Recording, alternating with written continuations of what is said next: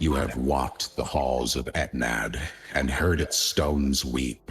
You have left its shadows behind, through their fingers still reach for you. In the quiet shelter of these trees, you have been given more than rest.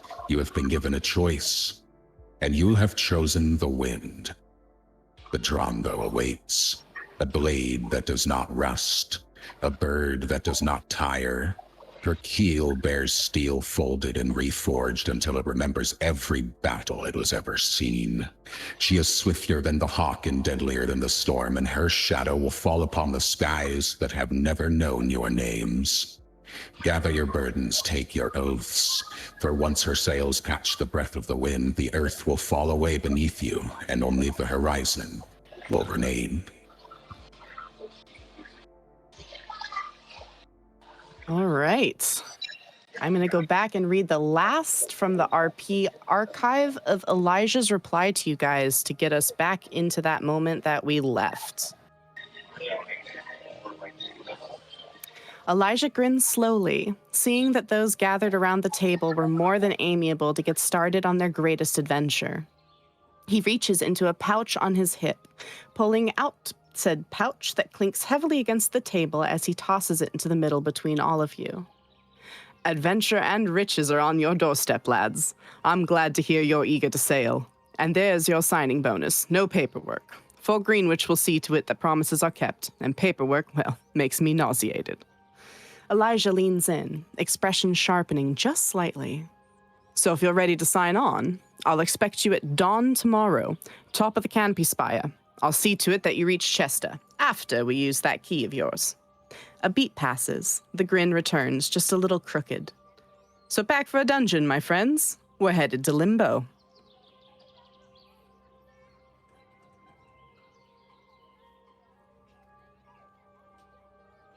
You guys are free to move about the cabin. Hell yeah. Elijah's our captain, right? Sorry, I was muted. Yeah. Is he standing after he said? Nope. He's still sitting there. He's still got drink in his mug. Okay, perfect. I thought it almost sounded like he was about to say farewell, but I was ready for it. Like, I was gonna stand up, shake his hand, and let him leave. But if he's not leaving, then I'm gonna wave at. Oh crap! What's the guy's name? The waiter guy. Jorvik. Yes, Jorvik. I'm gonna try to catch Jorvik's eye. Jorvik sees you and approaches. What you need, lad? Can we get one more round before old Captain leaves our side here? I'll bring you another round. Hold on your horses just a second. He scuttles off back to the counter and grabs all the glasses for the needed people around the table. I can't see around the table. Nobody's around the table but Elijah and the Phantom Saltrey. He grabs 6 glasses and fills them up with his finest before bringing them back to the table and setting them all down. Aye, there you are, lads. Drink up, drink heartily. So, can I turn to the captain and ask, Captain, did you find your son? No. It's just a matter of timing, though. One of these days, I'll catch up to him. He takes a very long sip of his drink.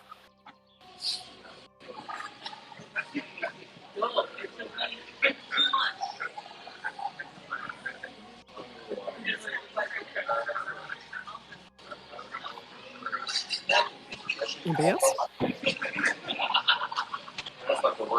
Captain, who is your best fighter aboard the crew? My best fighter? Yes. You mean aside from myself? Are you the best?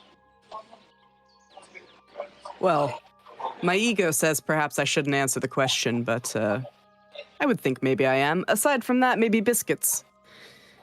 But not because they're the strongest. I would say probably because they're the most batshit crazy. Mm. The reason I ask is I'm trying to get a little training on the side. Training, you say? Yes. I think we could work something out. What's your specialty? Well, I mean, hopefully I can be like you guys. I like cutting people down. So swords. Yes. Short swords. I'm small. You can see me. But Gotcha. I'm very, very limber, agile. That's I good. show my Good. legs. Being limber will keep you alive. Agile's even better. Although, I could train you like I have training, but that's from the US military, if that makes any sense to you. It might not. I've met a lot of people that haven't even heard of the United States. Imagine that. Not a real place, but okay. You're making that up, right? No. Lifetime ago, but no, it was a real place.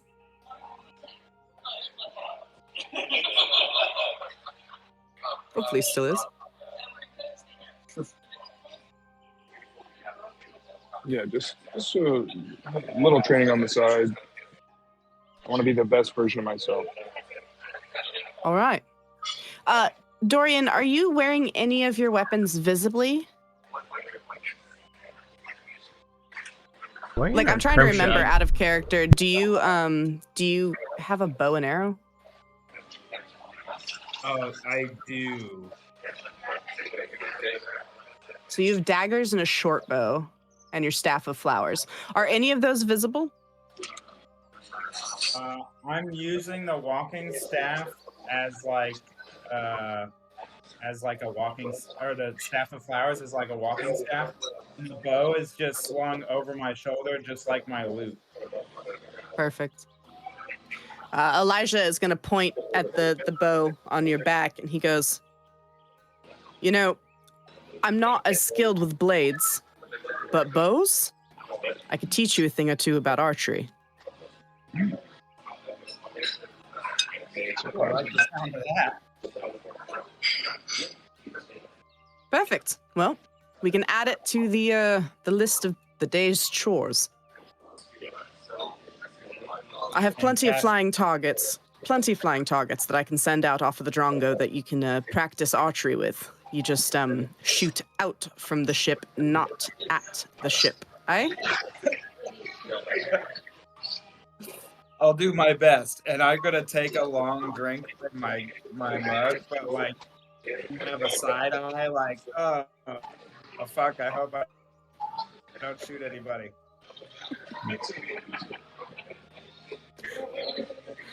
He takes a long drink with you, and he looks at you and the rest of the party and asks, "So,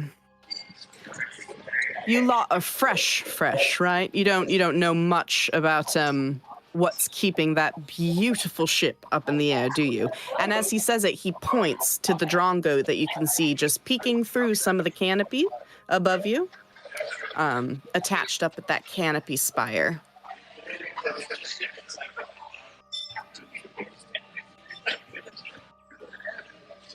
Yeah, I'm not entirely sure what's happening there. I just figured it was, magic. Arcane, right? It's arcane, right? Magic. What would I have to roll to know like hot air rises? In wisdom? Intelligence? I don't know. I would say intelligence. I feel like that's a nerd thing. I think it depends on where you're from, because if I'm near a hot spring, you would know that heat rises. Valid. And I think that would be wisdom. We're right? Because I'm old. I'm gonna roll that in a second. I have a dog getting picked up right now. I'll be right back. Mm-hmm. While we're here, we can just kind of take a moment to look at the ship, and you guys can make some rolls if you want to know kind of insight, more things about it. Mainly, Eldrin, as a dwarf, you have a lot of knowledge in like metallurgy and minerals. Yeah. I think if rocks you are want cool. to roll, rocks are pretty cool, and you have a cousin that eats rocks. Yeah. So Distant cousin. yeah. Love the importance of that. All right. So this is going to be an intelligence check for you. Unless you can argue your way into another check. As you're, looking at the ship, you're looking at the dirigible that's keeping it floating while we're waiting for Ben to get back. You can go ahead and roll me an intelligence check. Because you notice that there's like a sparkly glint to that dirigible. Sparkly glint. Is it... You don't have to tell me, but is it have anything to do with Arcana at all? Like, is it a magical... Because if it is, could I potentially roll Arcana instead? No. Damn. Your boy had to try. He did. I appreciate the effort. I've got a +8 in Arcana checks. Your boy had to try.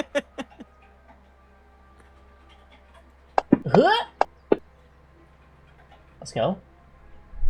The check was for 15. You just Yes, got it. let's go! Oh, wait. It would have been higher anyway. So, Eldrin, you realize that there is mithril netting covering that entire dirigible blimp. You say mithril or nethril with an N? Mithril? Okay. It sounded like you said Oh, an no, N. I was like, what? Oh, no, it's an M. Yeah, Okay. mithril. Okay. I'm gonna just stop and turn. Is the captain still with us? Oh, yeah, he's just sitting there drinking. Yeah. I'm just gonna sit there and like you see me staring at it, and then like you see like a spark of recognition as I stop and turn to the captain like, is that mithril all alongside that ship? Elijah very slowly looks at you as if he's heard this question asked 1,000 times and understands exactly why it's being asked. And he nods slowly and he goes, mm-hmm. How else am I supposed to keep it from getting punctured? I turn to the rest of the party and be like, you don't understand the amount that would cost, let alone finding that amount of mithril, where in my home it's not so common, but it might be common in this world. I don't know. That is astronomical, and I want it, but like not in a possessive way. I want to be near it.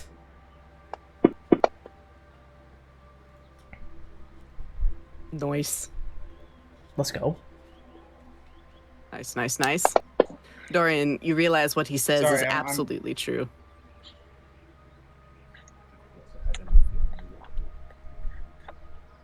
Eh? Oh, I hear a child. I hear a little baby. Beep, beep, beep. Little baby. Little baby. It's coated with mithril, and the mithril helps it sail. Sorry, I just got back from the dog drop-off thing. No worries. I will explain. So, Eldrin passed a check to reveal that the hull, like not the hull, but the dirigible, the blimp holding that ship up, is covered in a netting of mithril, which is insanely lightweight for how strong it is. It's also insanely expensive. And to answer your question, Matt, Elijah looks at you after you get done saying what you did, and he goes, it's not very common here either.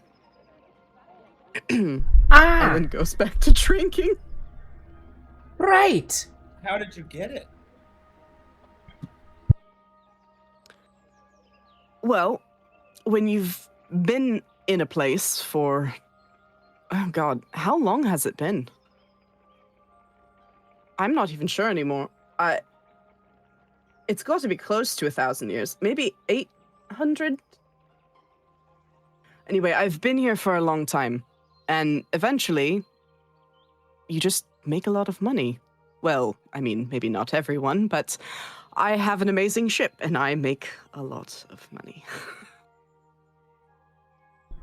Eldrin's gonna very much like Well, consider pointedly us- look at his ears. Does he look like an elf? Elijah? Yeah. I can't No. remember. Okay. I'm gonna be very... What? 1,000... 1,000... 1,000? What? You're confused. I'm human. I understand. This is something you all should can't know. No, neither can you. I mean, you can die if you're shot and you're killed, and... I mean... It's a brutal world, so yes, you can die. Oh, I'm sorry, go ahead. But I thought the lady explained to us that we couldn't die from like old age. No, you can't die from old age, but you can die if you're killed.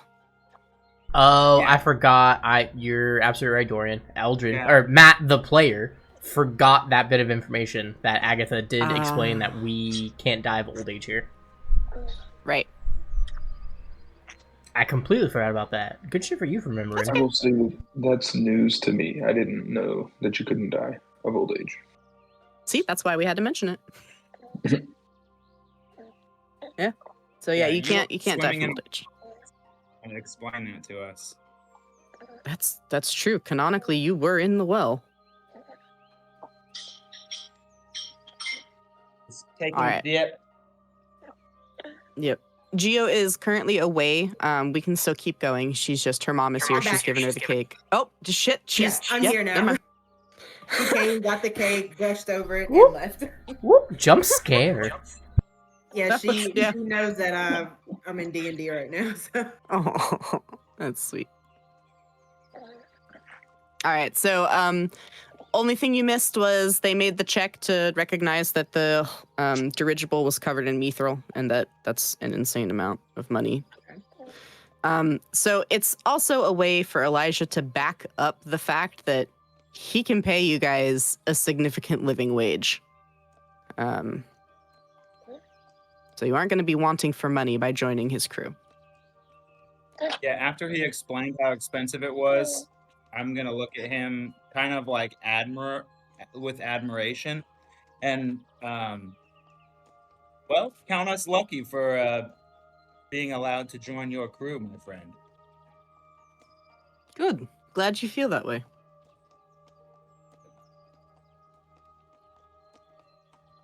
All right. He is just going to pretty much be drinking with you for the rest of the evening. Did we already sign some kind of contract or something? Oh, no, he didn't make you sign a contract. Do we More He like doesn't know like what- paperwork. We Paperwork did makes him sign the- nauseated. It's more of a verbal agreement. Ah,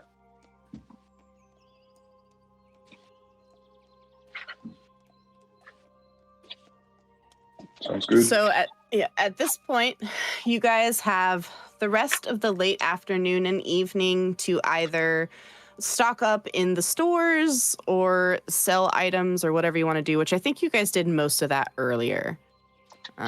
Yeah, I think we sold all of the stuff off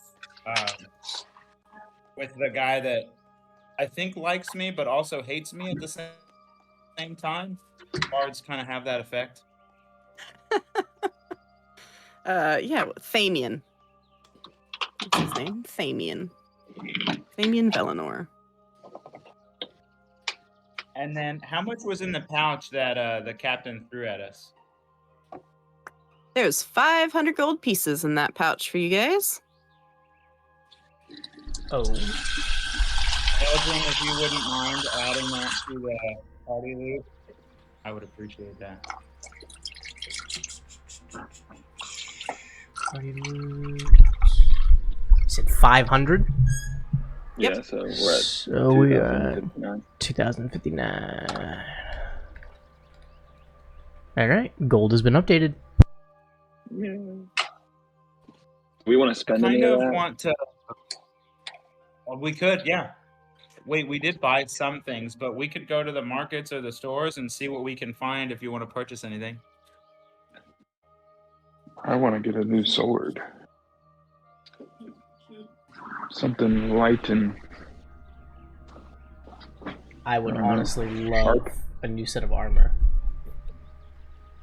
I would also like to look for like a poisoner's kit so I can maybe poison the arrows I'm shooting. And we have Ooh. that snake venom as well. So if I can convert that into poison to use. Nice, nice. There is the supplementals tab in the Discord. That's going to have like potion brewing and ingredient gathering that we had before. There's also the supply shop that you guys are free to choose from. Oh, although the link for the potion brewing doesn't seem to be working anymore. Oh, no. Oh, nope. There it the is. supply shop Okay, does good. not have the medium armor I want. So I Oh, shall hold off. no.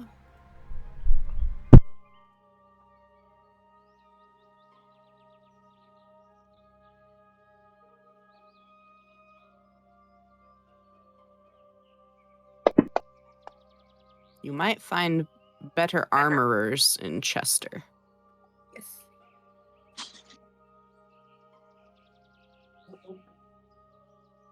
I'm gonna have to read through these potions. There's a long list. It's a very long list, yeah.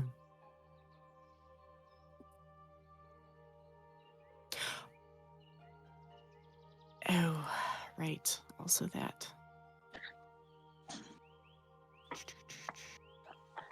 Well, is anyone looking? So they don't have the armor you want, Eldrin. Jake, did you say you were shopping for something in specific?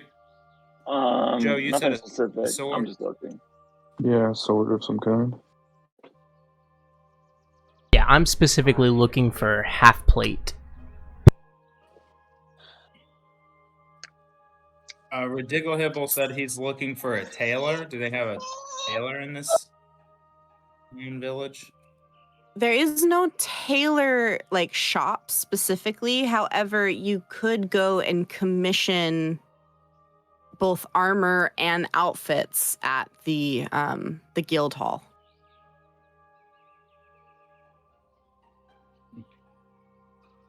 That might not be a bad idea. Then we could just have them out of like the pay that we're supposed to get when we show back up with things to sell.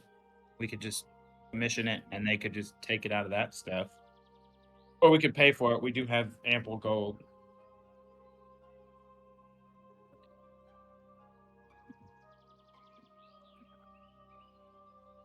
Do you want to just wait for your armor, Eldrin?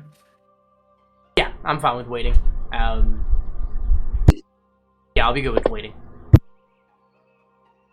Yes. Do you want to commission your suit? Yes, because otherwise I have none of my actual bear abilities. Oh, how long do you think it would take? Well, we'll have to ask. Ridiculous will have to ask when we get there. Can we head to? He wants to commission a suit at the guild hall. So can we head to the guild hall? Yeah, absolutely. On our So- way there, I'm gonna be kind of keeping an eye out to see if I see the prince anywhere, just kind of hanging about. Okay.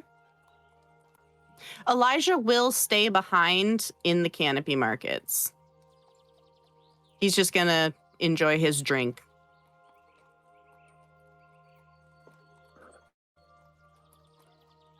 DM, I have a question. Mhm. How would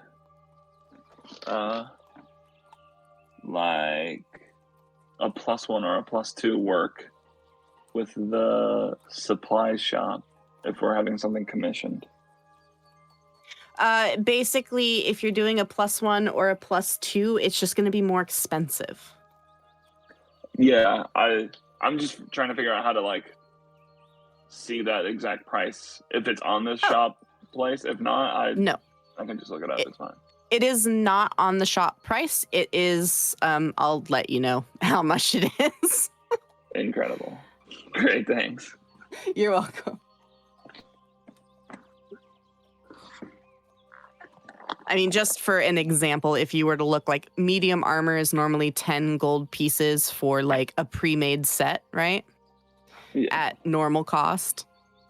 If you were going to commission one specific for you, it would be a little more expensive because commissions are usually a little bit more expensive than buying something ready-made. So you would be looking at probably 30 gold pieces for a commissioned medium armor. That's normal. If you were going to do like a +1, it would probably be 50. If you're going to do a +2, it would probably be like 100. It goes up exponentially. Yeah. Okay. 100's not too bad. But it is only medium armor. That's true. I was thinking from the standpoint of Eldrin, because I think he said he wanted medium. Yeah, my build is based off of medium armor. Perfect. Because my Well, there's your prices, bro.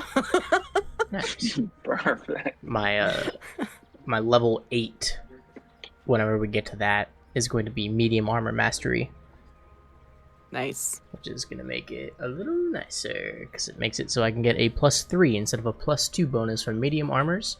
And it raises my dex by 1, which is going to put me to a +3 in dex. Nice. That's handy. Saltrey, why are you in the vat? Yes, I am. All right. That makes a lot of sense. So as you bring like that medium, I assume you're, oh, wait, no, you said you were waiting on the medium armor. Steve, what type of armor are you going for? He said that he wanted. I think he's trying to. He's walking back right now. He's trying to commission a suit. A suit. Okay. A suit. Because he bought the bear Black & Decker, fur. 8,000 BT. Okay, so bear fur is leather, but we'll just say it's a leather suit and not armor. Look at that. Okay. It's not I love armor. that. Yeah, it's not armor. Then Model power Please core, go it away. does have a recent test. Okay, and it's a 3-prong fancy power suit cord right here. made out of Filter, bear skin. Take a look at how easy That's it a little is to clean the complicated. filter. I love This it. part comes out, so you can easily clean The leather AC. worker It's that is roughly talking to you about doing this commission piece is kind of looking at the giant bear skin, going, okay, all right, I think I can do this. I just have to stand this properly and, all right, okay. A suit like this, well tailored, shoot, man, this is difficult. 200 gold.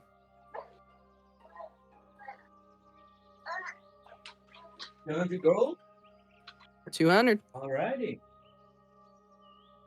I can have it done for you by let's say morning. Come back at morning. Shit, that's fast. That's really fast. I was gonna try and haggle, but if he's doing it for 200 gold and getting it done in the day, I'm not even gonna argue with that guy. He's quick at what he does. I'm just gonna be thankful that he made the suit. I'm not gonna argue. I'm good. All right, you guys Would shake you like hands me on to it. roll anything? Yes. What would you like me want to roll? If anything? Or, I'm just looking for. I'm trying to see if I see him while we're walking around. that is up to Panda. Gio? I'm sorry, I had to step away to go grab a pen. What was up? Is Prince Belphegor anywhere in the immediate area? Like, is there a check they can roll for that? No, he's in flip the script. Yep, you got him. Dang Okay, His I little was just feet curious. is just flopping away. Eh? Okay. I just said his little feet is just flopping away. Oh, gotcha. All right. So Stevie, And, when you shake, oh, go ahead. So Steven shook on it, but he's actually having to leave for work like in the next 2 minutes. Yeah, no worries. So be gone, yeah. That's okay. Are you gonna take over controlling his character then for this session? Yeah, I'll move him around, and I'll probably, if we're in a fight, and I probably won't have him like jump in and battle right away because I don't want to be too. Yeah. But if I have to, I'll have him just do normal like attacks. Okay. Nothing Totally crazy fine. risky. That is a-okay with me. Well, as he shook hands with the tailor, one of those little golden amber floating orbs of light materializes between their palms and floats up to join the many others floating around Fort Greenwich.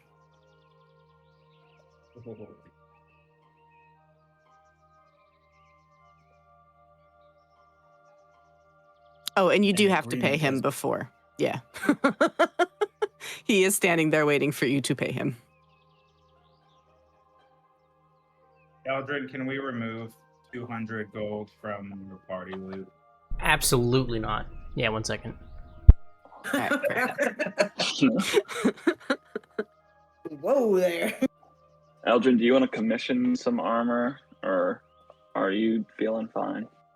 I'm doing fine for right now. I was figuring I could check out to see if there's any ready-made armor in Chester before I commission something. That's a good idea. Just because And then commissioning might be a little bit more expensive.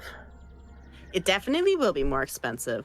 And I will say, you guys are going to be on your way to Chester, but before you get to Chester, Elijah has been pretty insistent that you guys use that key. So he did tell you guys to get ready for a dungeon. Ooh. I didn't know if you remembered that or not, so I wanted to just... Okay, maybe I should commission my new armor. Yeah. Well, hold on. Let me check what armor I have right now. It might not make a difference yet.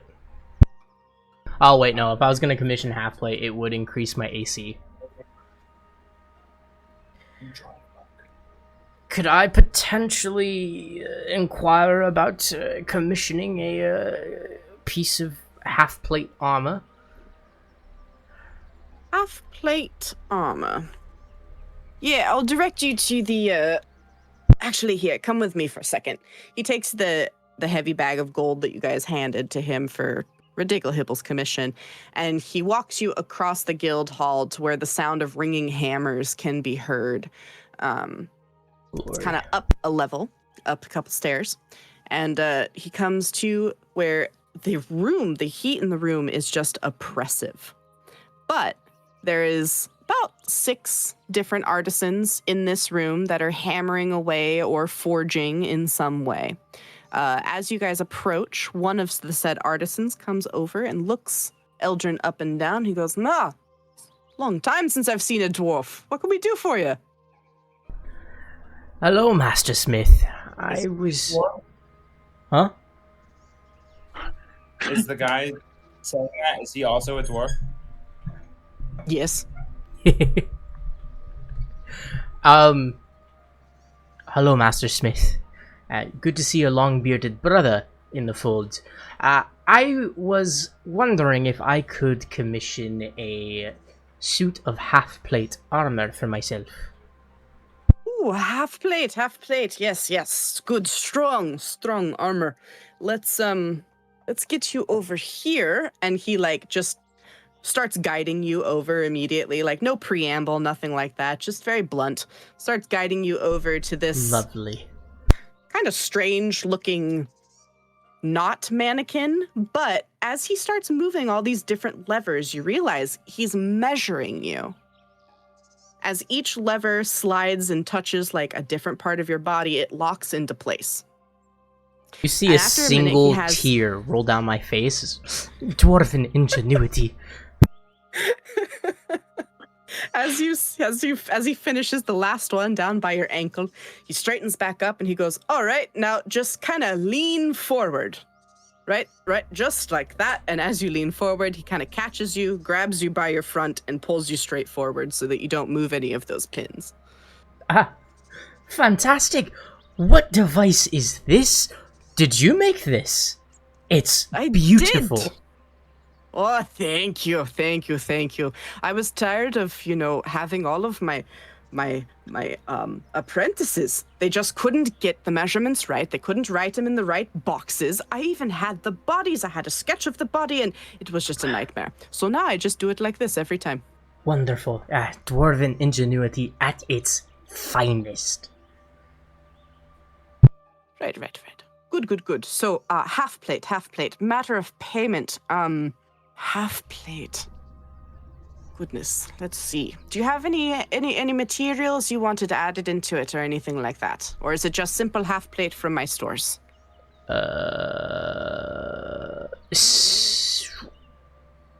Simple half plate from your stores. I don't think we have any fancy metals. I don't think so. I was gonna No say, like, metals or it scales. would be kind of cool to throw a scale, but we sold those.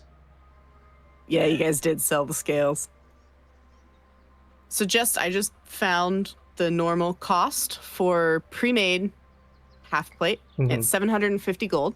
So a commissioned piece of normal half plate is going to be 800 gold. Okay.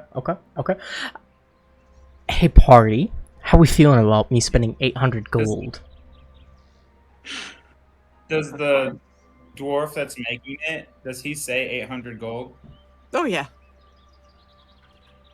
All right, Dorian, you're up. I'm gonna full on change myself into a dwarf in front of him. And I'm Are gonna you? clasp him on the and I'm gonna say, friend, why not give it to one of your fellow kin for 750 gold? All right, this man has never seen a doppelganger before. High or low, Dorian? Low. Oh, Oh my god. Oh. well, Damn.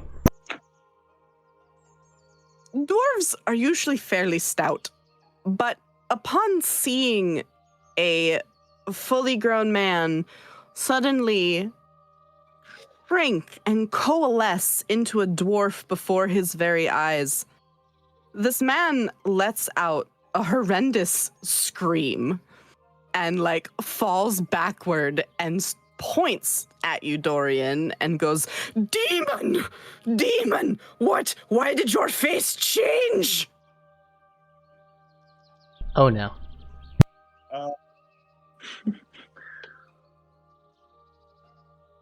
I am going to look at him with a soft look. I'm gonna make a flower with my staff of flowers, and I'm gonna say, "'Tis only a cheap parlor trick," and I'm gonna hand him the flower as I change back. Okay, roll for, what would that be? Performance? Yeah, Please say performance. It'll be performance.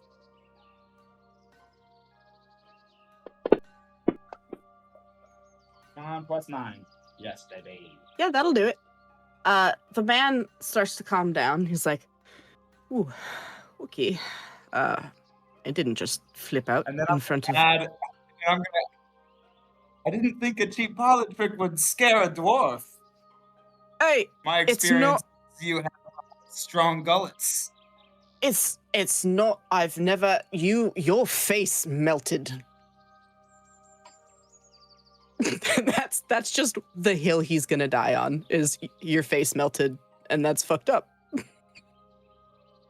But he doesn't seem super put off. He's just like, well, because at this point, after the scream, His entire apprenticeship in the room is staring at you guys. There are no more sounds of hammering metal or metal being quenched. It is dead silent, and only the roaring of the furnaces is continuing. He looks at you and he goes, how did you do that? The whole melty thing. I'm sorry, that was rude of me to call you a demon, but that was a little fucked up.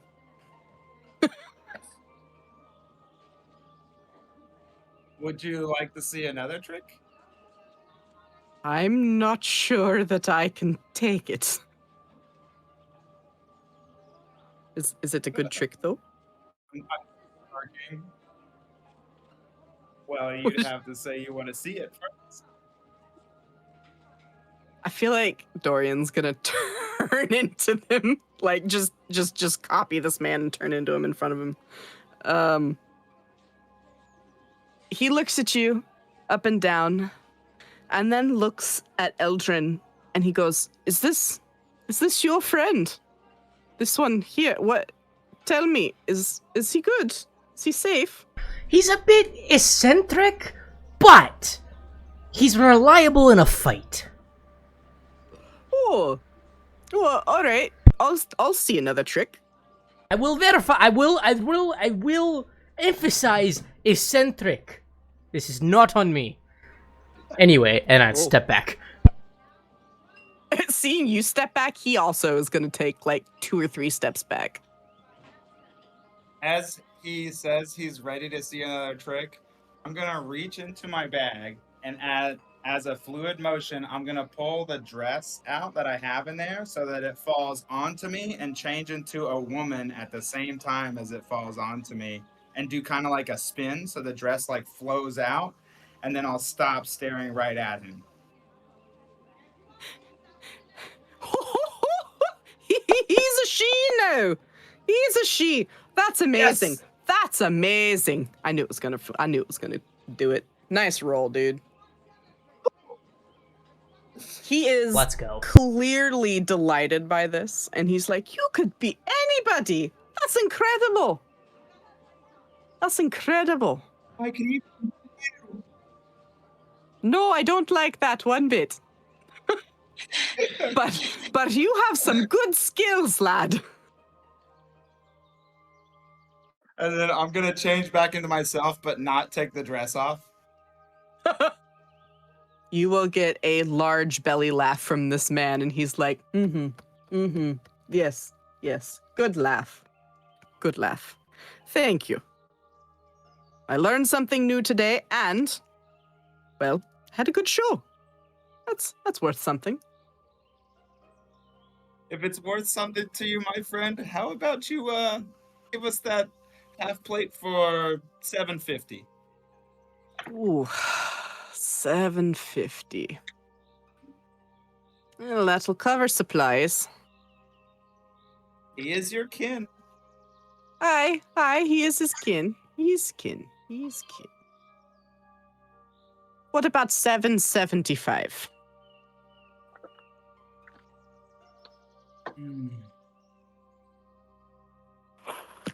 Do they all sell armor here? This is where to get commissions, but they don't sell just straight. They don't have armor just sitting there waiting for purchase. Joe, the shop is on another level, but if you look in the Discord at the very top, there's the one that says supplementals, #supplementals. If you go in there, then you can see what is sold at the shop on the other level. There's a link in there for the shop stuff. I'm looking for it. It's in general? Oh no, it's No, in no, up above supplementals. If you hit supplementals above general, Oh, I got it. then Okay. once you see supply shop, just click the supply shop and it shows you what's in there. So he said $7.75. I'm gonna look at him kind of like determined and say $7.65. 765. Oh, all right, lad. He'll hold his hand out. That's when I'll come in with the money. All right. Yeah, I was gonna say. I just kind of look over at Eldrin like, "Hey, the man." All right, 1 second. Gotta do more maths. Maths. And as Eldrin's paying him, I'm gonna look at him and, when we return, there'll be an ale on me for you. Aye, there's a good lad. Okay. Payment has been processed. Payment has been processed. Nice. That's funny. Okay. He kind of takes that gold, stuffs it into a pouch on his backside, and he goes, all right. Well, this one, half plate. He looks around at his apprentices. Oi, what you lads working on? He kind of figures out what everybody's working on, starts handing out measurements. He looks, come back in 8 hours. These lads will be done by then.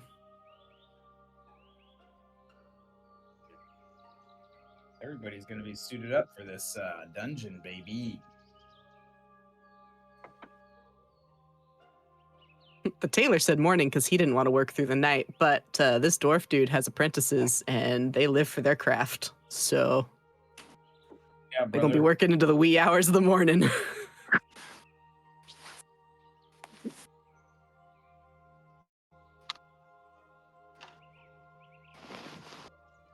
Anybody else need anything or want anything? I don't I even was know trying what to- I would need or. Is there the search engine's weird on this thing? The Thieves Guild. Yeah. Yeah, When I search, it doesn't really.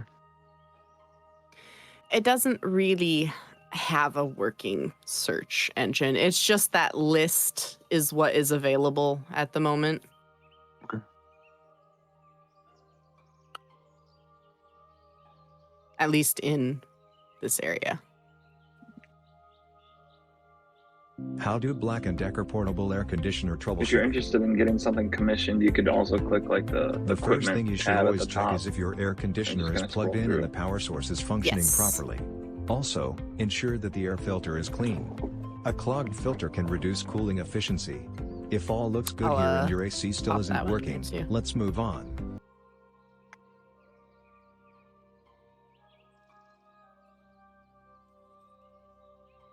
I got a question. Mhm. This is my first bard. Should I get some kind of armor to put on? Is there something to raise my AC? Depends on what kind of armor your bard is proficient with.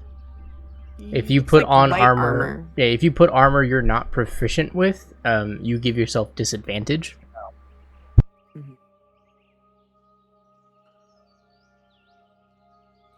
How do I see what I'm proficient with? I don't even know. Notes? Bard. You can just scroll down that one through the tables and you'll see proficiencies. It says light armor for armor. Okay. So it would be like padded leather or studded leather. Yep, Yeah. padded leather or studded leather. I think studded leather armor is the best light armor that's like the mass produced ones. There could be homebrew custom ones that you could potentially get. I'm not sure. Treasure all throughout the world as well. If I get the studded leather, how much does that affect my AC? What's your AC currently? 14. 14? Okay. What's your dex? My dex is 18. 18, so that's a +4. So studded leather armor, I want to say, is 12 plus full dex modifier, so you should have 16 AC if you got it, but let me just verify that studded leather armor is 12. I want to say it is. Yeah, Yeah, it's just click 12 on plus it. dex. Yeah, it's 12 plus dex. Well, I'd be okay with going to the store and picking up some studded leather armor just to toss on my body. Do the stores have studded leather armor? Let's I see. don't know. I just clicked on. I'm looking at the list. Are you? Yeah, they do. Studded leather armor. In They do. premium locales, they have. Oh, is this not a premium locale? Oh, it's only in the rural. My bad. We're only in the rural. We are rural. I don't have any light armor. Good. Yeah, I'm good then. I'm good too.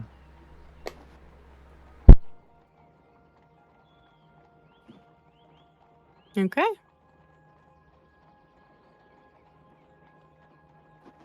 So you can get things commissioned. It is just expensive. Yeah. Oh wow. All right. You guys had 2,000 gold. What are you guys at now? 1,094. Like 1,000. That's not bad. That's still good. He's like half of it. That's still more than people ever see in their lifetime usually. So Yeah, we're big chillin', pimp chimping. I appreciate being called out like that with my broke ass. I mean, I call myself out. It's fine.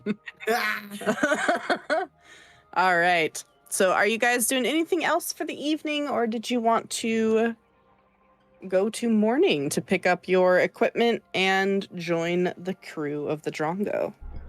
I would really enjoy time skip to morning. Time skip Yep. to morning. That's 2 votes. Yeah, time skip. That is majority. Okay. We are time skipping to morning. I fall asleep in front of the hearth playing the usual tune that you guys hear me play. Nice. Okay. And I assume you guys went back to crash at Agatha's house, right? Oh yeah, free lodging? Yeah. Sure. Yeah, for sure. And breakfast. Panda, can Yes. you meet me in one-on-one? Ooh, I'm in trouble. Just Bye. wanted to remind you of something. Whoa. Something What's that? Can you see me after class? No time skip. No time Reminding skip. something. No time skip allowed. Wanted time skip. We actually get trauma. But we voted. One of us.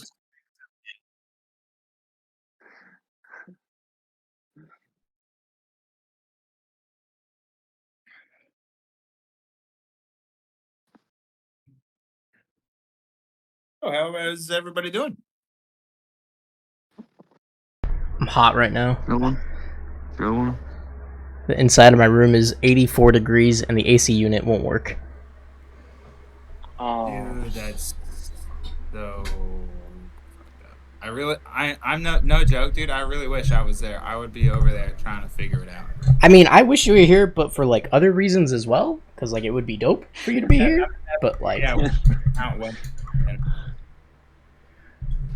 but also having someone that like teaches a class on installing AC units, like, it'd be nice. And Would be convenient. Shit, she's faster than I was this time.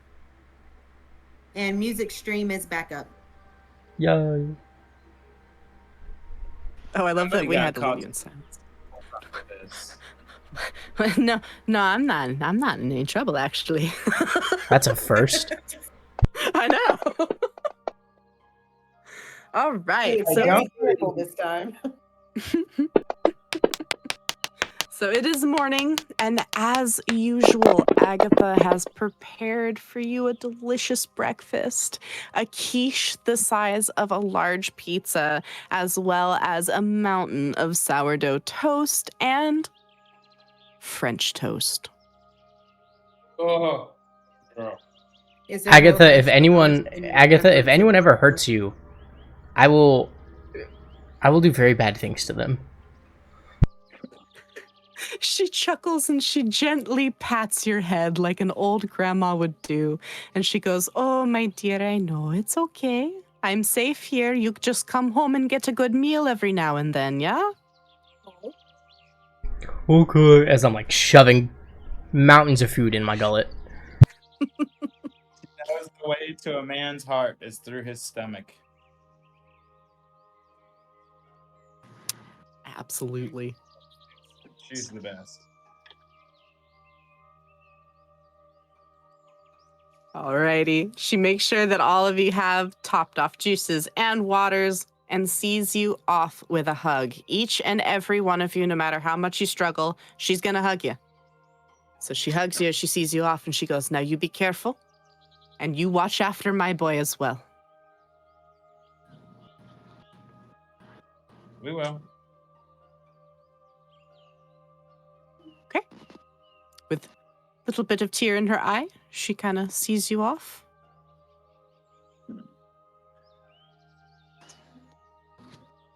She has an entire kitchen to clean. Yeah. Okay.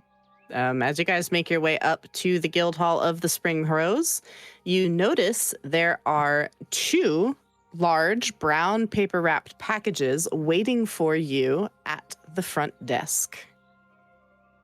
Your commissions are ready. Let's go.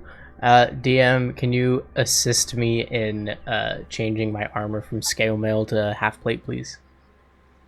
Half plate. Eldrin. Inventory. Yeah, my AC should be 19 now. Bam. There's half plate. So, let me see. And I don't quite know how the totem warrior effect helps for Digglehibble, but he should, once he has the bear leather as he's wearing part of it, it should, I think it affects his AC. Oh, okay. Bear leather suit. I'll look it up real quick. Is it Totem I Warrior, okay, right? so- Path of the Totem Warrior? Got it.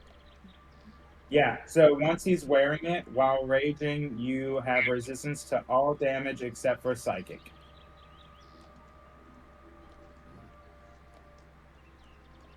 You must make or acquire a physical totem object, animate, summon dormant. Any option while raging. Oh wow, nice. And let's see. So that makes sense why he was so keen on. Yeah, I want bear fur. All right, bear leather suit. It's in his inventory. Yo, I bet that's Awesome. gonna get toasty. It is. Yeah, because it still has the fur on it. And then he's got fur too. He's got fur on fur. Yep. Yep. And you're going to the tropics. That should be fun. We don't know. Maybe he shaves himself. We don't see what's under the suit. I hope to God not. That's horrific. I just marked it as equipped just to say that, it's equipped. Makes sense. All right, guys, give me 5 seconds. I'll be right back.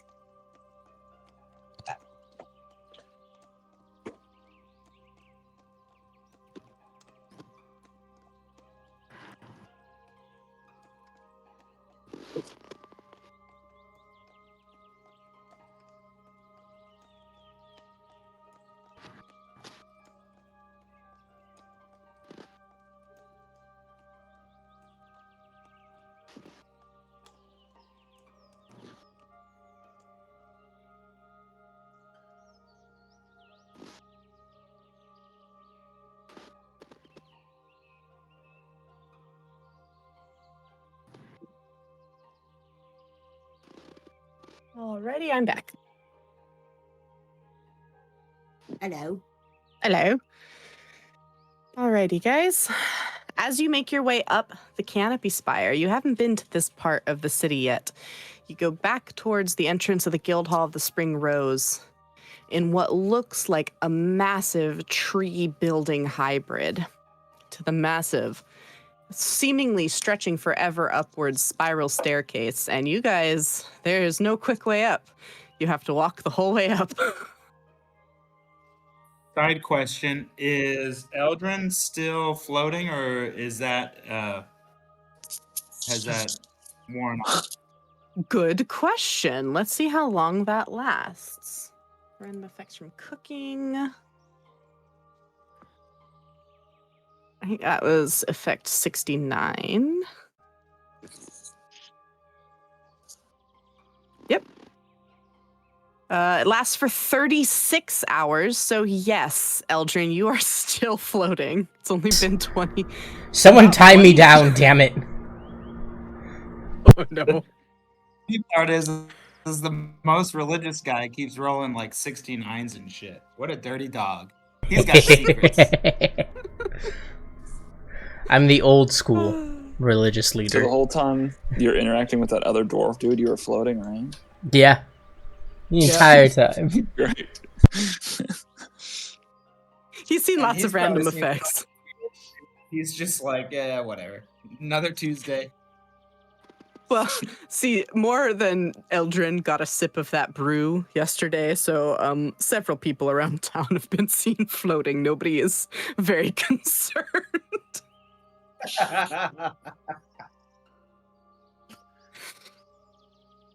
All right. Seems harmless enough. As you guys make your way to the top. Oh, go ahead.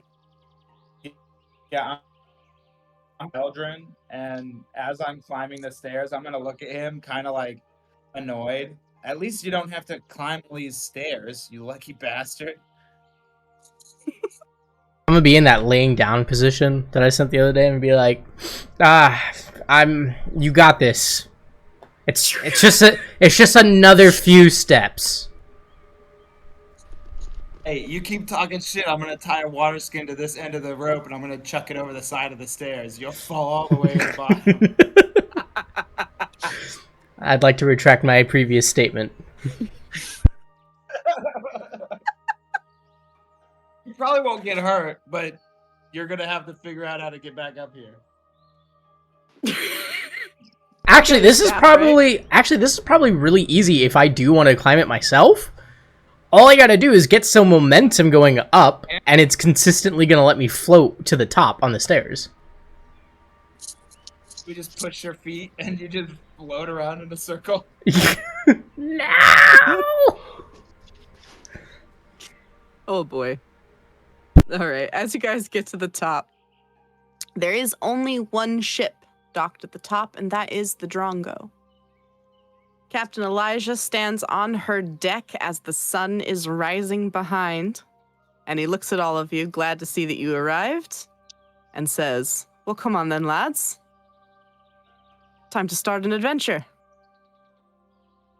I'm gonna climb on board and be like, Captain, where's your bosun? I got some stuff I need to tie down, and I'm just gonna hold the rope up that's attached to Eldrin. Now I'm demoted to stuff. Elijah looks at the condition you've got going on, and he asks you, Eldrin. He's like, hey, is this permanent? Was it gonna wear off soon?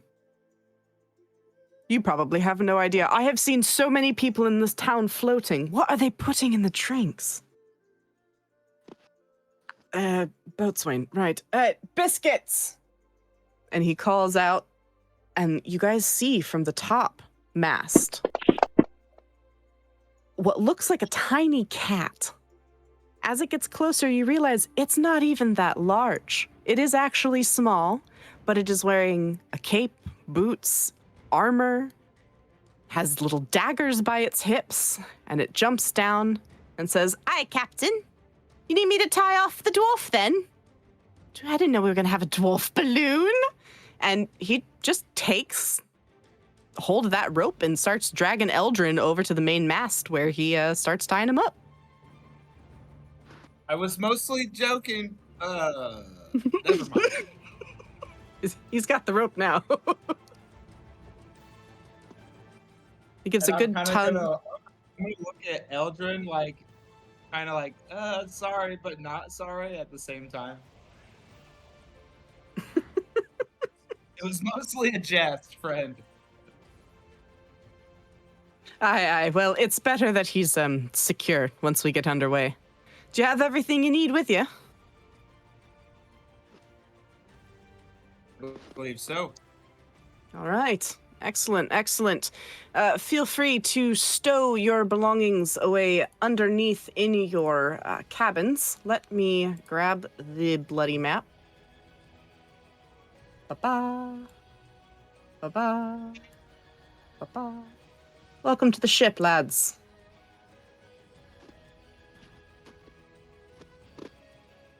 All right. This map is divided into 3 tiers.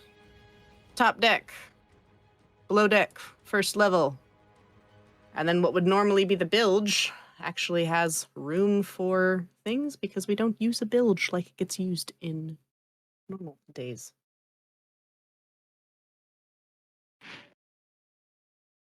If you need to go to other decks, let me know. I have to move you guys.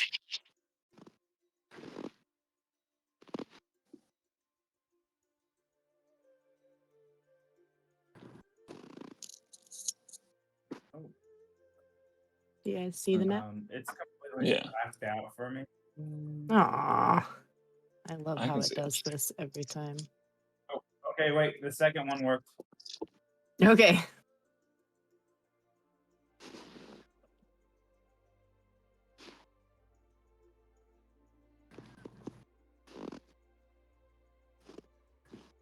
I love this. This is fantastic.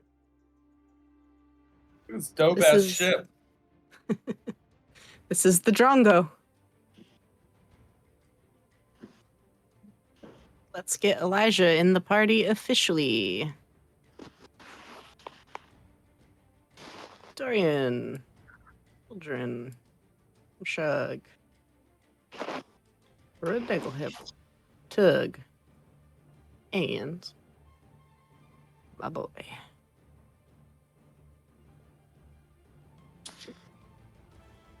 Alrighty. You guys are ready to set sail, and he has the main mastman throw off the line, and the ship starts rising slowly into the air.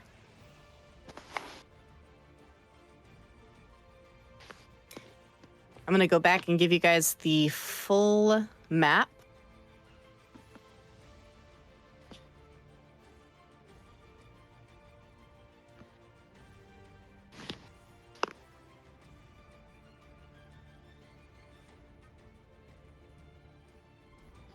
Because that's working so well. Come on. I'm so glad it wasn't just me not seeing anything. I was like, Yep. Mm-hmm. Second one actually let me see stuff. Is it working for you, Eldrin, or no? I see blackness. Great. I see our tokens. I see there it is. There it is. I see boat. Okay, good. Glad you see boat. The first one did the same thing to me. It was just a black screen. I was when like, I clicked the second one. Alright. I'm just gonna take away the walls, it doesn't matter. That way you guys can freely move where you want to.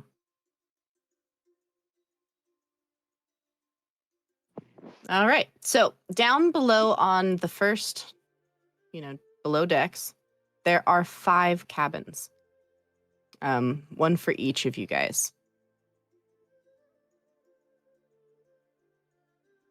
So you guys are able to freely move about the cabin. I'll show you by moving Elijah. Hello.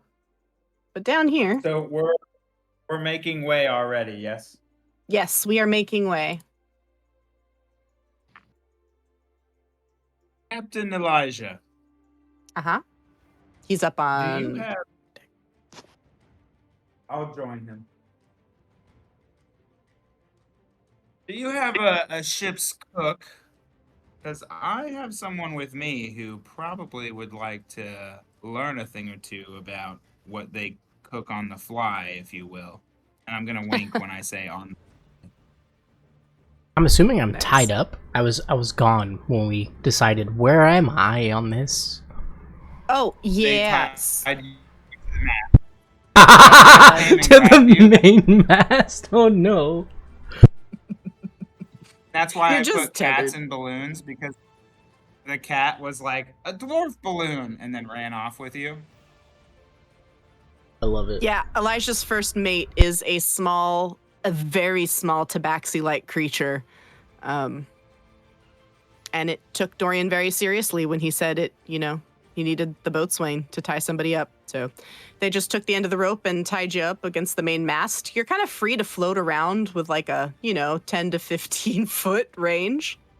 But while we're moving, you are kind of buffeted towards, the back here.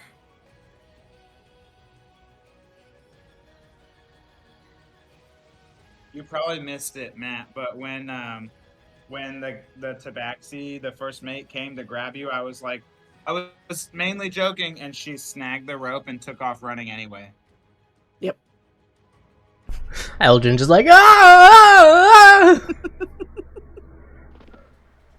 You're lucky she didn't put you on top of the mast, Party balloon goes on top of the ship. She doesn't need anyone in the crow's nest if she's got a dwarf hand floating up there. I'd like to reiterate, I am floating 1 inch off the surface. Thank you very much. Well, then you can't leave the crow's nest. Nice. All right, as you guys are talking, Elijah is at the wheel of the ship, just kind of steering you guys what appears to be, you guys are gonna have to give me a survival check to actually know what direction you're going. Okay, so here's mine. And then I gotta do Kerm shrugs. Nice. Oh no. Oh wait, I gotta do that. Yeah! So I got 11, or I got 10, Dorian got 12, Kerm Shrug got 16 plus Limbo got 16. Kerm Shrug got 17 total. Okay. Alrighty. So it looks like Kermshug, Ridiglehibble, and Dorian, you guys realize you are headed north-northwest. All right. As if Elijah knows exactly where the key in your inventory goes. Oh. Does he have a chef that knows how to cook things on the fly? Thank you for reminding me. He looks at you and he goes, I've got a good chef. Her name's Sable. She's down on the lowest deck. Cooks with all sorts of crazy ingredients because I keep bringing them back to her. But you bring her anything, she can pretty much make anything. Perfect. So I'm gonna head back to Eldrin, and I'm gonna just, hey, I think I got a spot to tie you up, and you're gonna love it. Perfect. Like complete seriousness on my face. I can't wait to see where you take me, my friend. So I'm gonna take him off the mast, and I'm gonna actually take him below decks. Okay, I'll grab him. The stairs, down the stairs, And here's the again, kitchen. and into the kitchen. All right, as you guys enter, let me grab a token.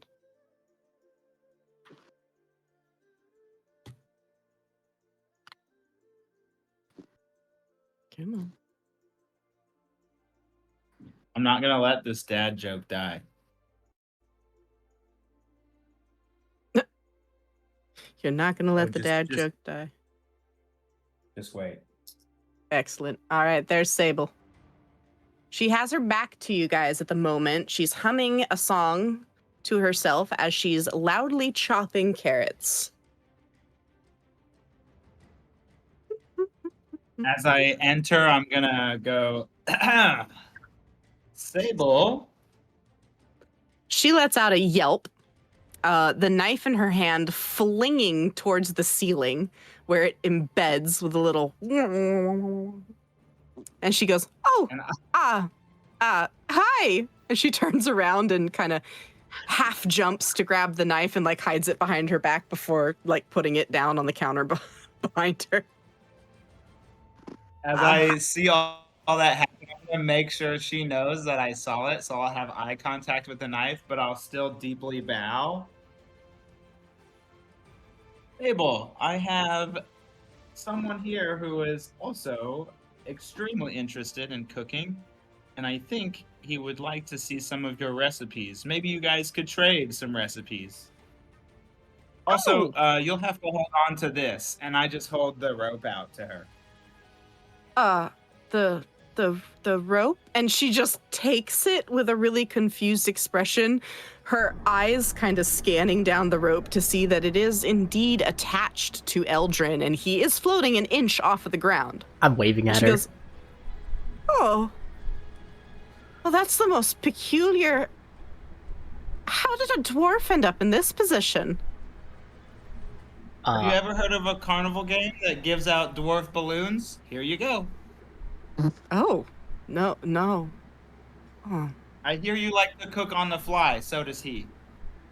I love cooking. At this, she kind of goes, all right, cool, you can stay. And she gives you a little tug, which kind of sends you right her direction where you gently bump against the table. She goes, there's no wind in here, so you don't really need to be tied up. Unless that's something you like. In which case, I'm a little uncomfortable with that. The tying was a safety precaution. If there's no need for it, I would very much like to move about the cabin without restriction. As I pull up my staff and I kind of like row my boat around. I'm quite mobile, as you can see. As for how this happened, alcohol was involved. Oh, okay. That explains kind of everything. I understand. We just came from Fort Greenwich. The extremely bubbly sort. She giggles at this and she just waves you off, Dorian. She goes, all right. Thank you for the dwarf balloon. You can go. Thank you, Dorian. I'm just waving at him. Bye. Have fun. So what kind of dishes do you usually prepare for the crew? And would you be okay with me assisting you? Oh, yeah. I'd love to have a helping hand. No one else helps cook. Oh my god, that'd be so helpful. I pull out the kettle. That's kind of like a makeshift like shield at this point. I'm like, or my pot that I've been using. But I have this if we need it. You can put it on the hob if you want. I put it on. There is a full like cook stove in here. Oh, wonderful. With ventilation that goes out the side of the ship.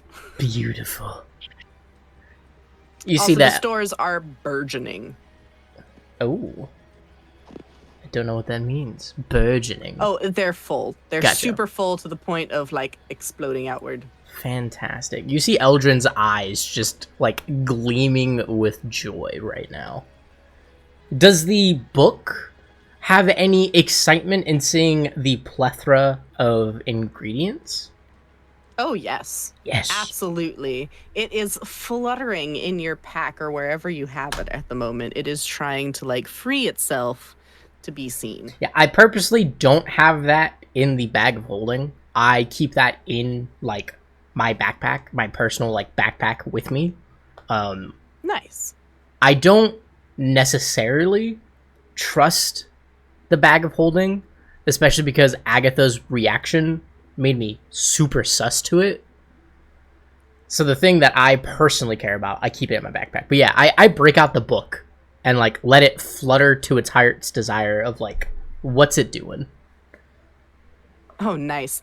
As it does so, it flutters into the open, kind of hovering with this magical teal-colored glow. And, oh my god, I already forgot her name. Sable, thank you.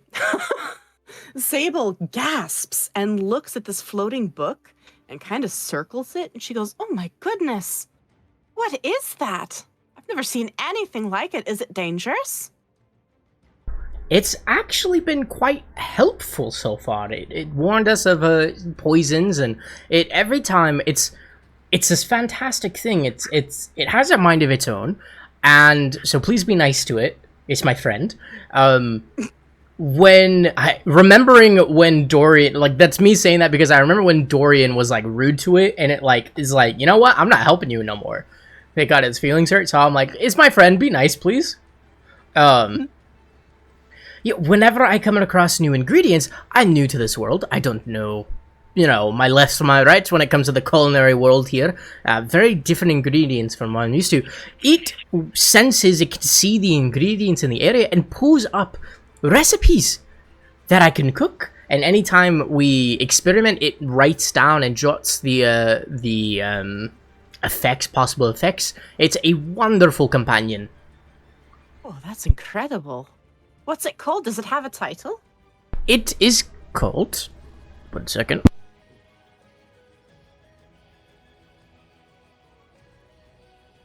I know I have it listed. Where... The Living Cookbook of the Silver Fork. At hearing this, her jaw drops. She goes, did you say silver fork? Why, yes, I did. Why is your jaw dropping? The silver fork was one of the greatest gourmands in all of Vitrea that ever lived. He vanished some, 500 years ago. Oh. I look at the cookbook like... cookbook. I found something incredible, it seems. Indeed you did. As I kind of hold it a little closer, my precious. just hugging it. Right. Well, now that you guys are underway and Eldrin is obsessively talking with Sable about food. Correct. For hours. Correct. For most of the trip, you guys will be probably busy cooking. Sounds fantastic to me. Okay. After this Cooking experience working with Sable. Cooking montage. Exactly, cooking montage. I love it.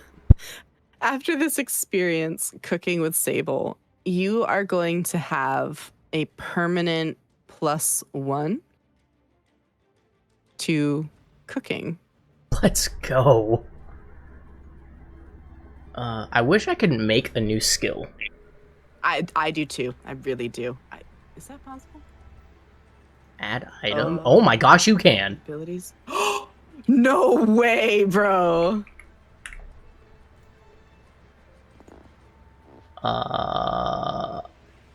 We'll make it a wisdom. Wisdom? Alright. Let's go. Alright. And so I gotta play. Am I proficient in it as well? Yep.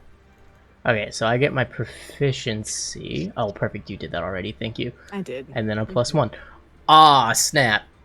That's so cool that we can make custom skills. That is really cool. Another point for Fancy Grounds. Whoop, whoop. Yeah, All honestly. Right. Now, the rest of you, I assume you are on deck with Captain Elijah. Yes. Okay. So those of you that are on deck, we are currently underway. I can't find that map. I think I need to go into somebody's inventory here. Inventory, map of Vitrea. Excellent. That's what I wanted. So here's the world map again for all of you. Right now, you guys are currently... here.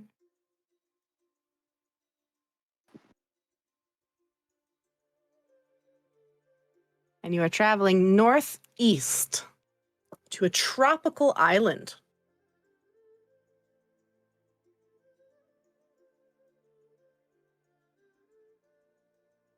Are you guys able to see this if you guys are not on the map?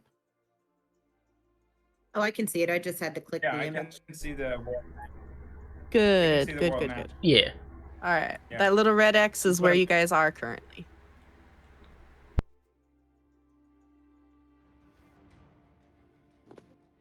Oh my gosh, it's like I'm watching Dora Explorer. I should have done it the other way.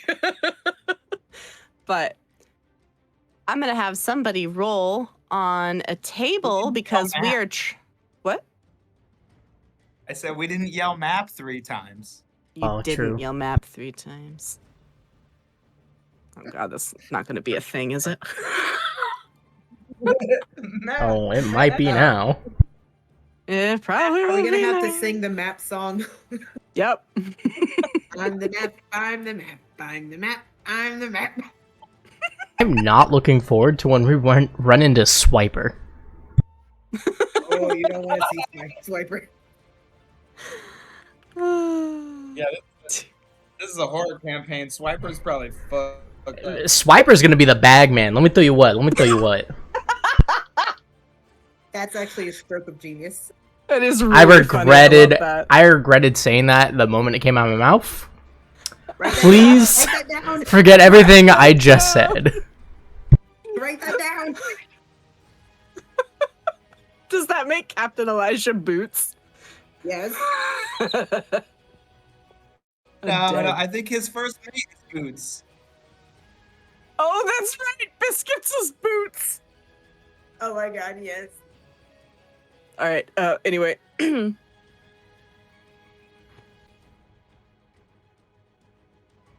me erase Captain this. Elijah might be Aura. All right. So, I'm gonna have to have you guys roll on a random encounters table because dun dun dun dun.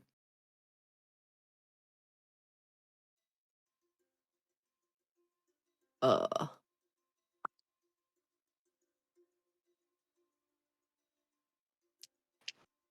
Yes. Where are my tables? I don't know.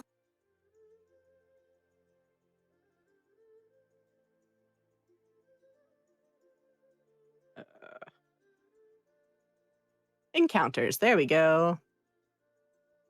Mountain, sea. Love that for me.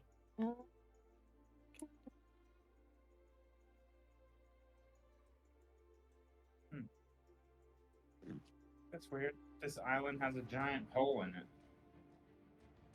it. That's weird. So strange.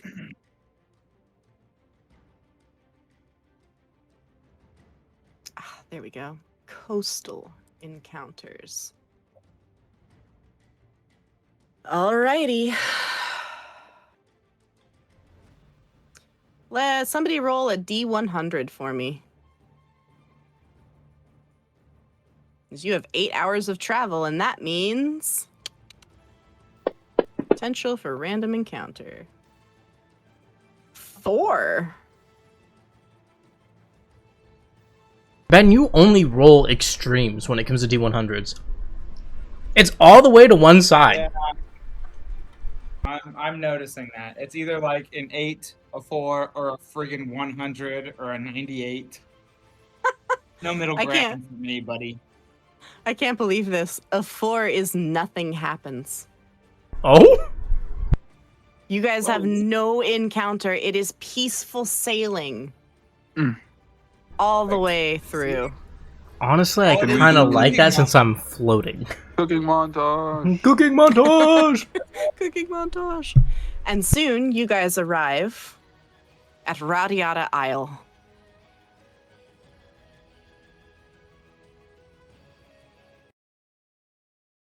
Okay. What's here? Sorry, I had to get set up. She's taking over now. You're in my world now. Oh God. Upon landing the Drongo on the small island, the party's attention is immediately captured by the sight of a weathered stone well. To say it is a well is an understatement. It is a large and intimidating hole dropping down and down into the depths of darkness. Stone piles and circles around it, forming an outline around it as if it were to draw more attention to the already unusual pit. Peering into the depths, one can only perceive a darkness that feels as though it could swallow one whole, devour their minds, their dreams, a darkness that feels as though it could snuff out any and all light that one could harbor in their hearts. Inspecting the well closer, the smell of death is wafting into the sweet sunlit sky, a stark contrast between this world above and whatever is existing within. One of the stones has a deep and unforgiving carving.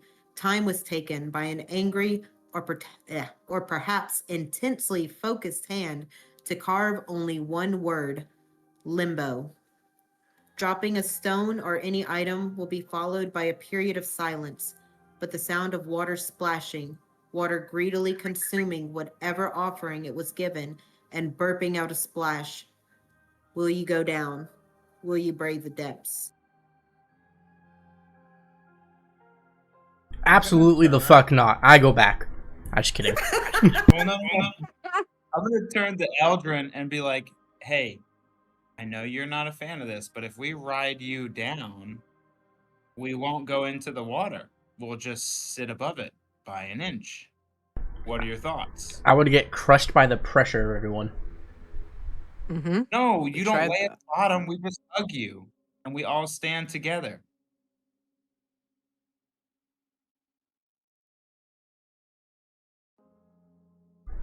Try hugging me right now and see what happens to me.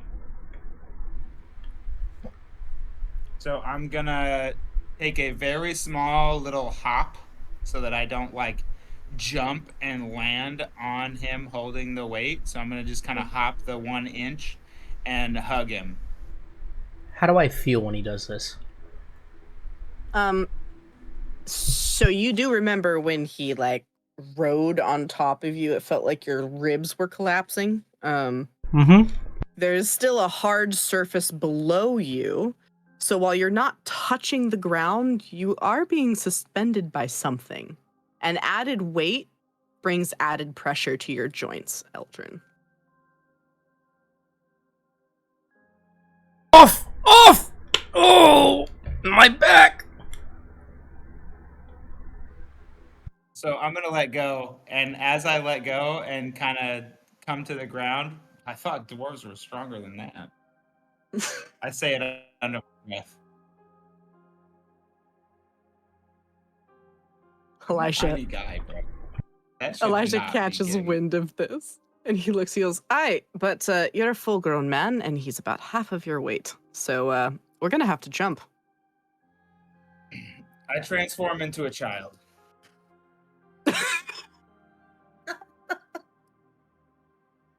My sleeves will look like really crazy wizard sleeves, and then I'll throw my hands in the air, sleeves wobbling all over the place. Is this better? How far is the jump? Imperceivable. No. Yeah, imperceivable. Even with dark vision? It's a long drop. Great. All right, hate I it. change back into myself. I climb up onto the side of the well, and I say sayonara, and I fall in backwards. Oof. Elijah will jump as well.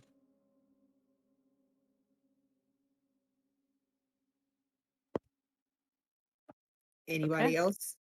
You know how like Gimli is like, "Ugh, an elf will go underground under a mountain, but a dwarf won't?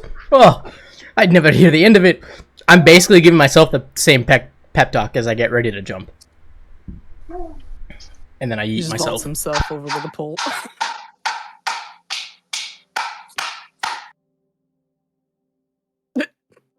Nice.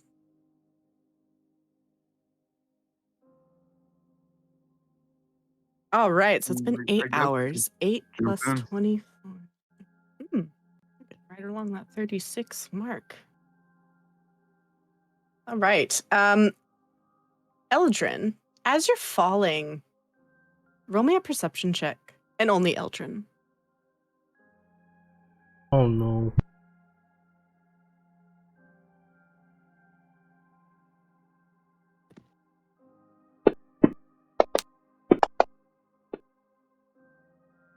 Okay. 21. As you vaulted yourself over the edge there, you felt a little heavier than you expected to. Ah, shit. And you realize as you're falling, your effect has worn off. When you reach the bottom of wherever you are, you will no longer be floating. Guys, the effect ended! Beautiful. All right, let me grab the map.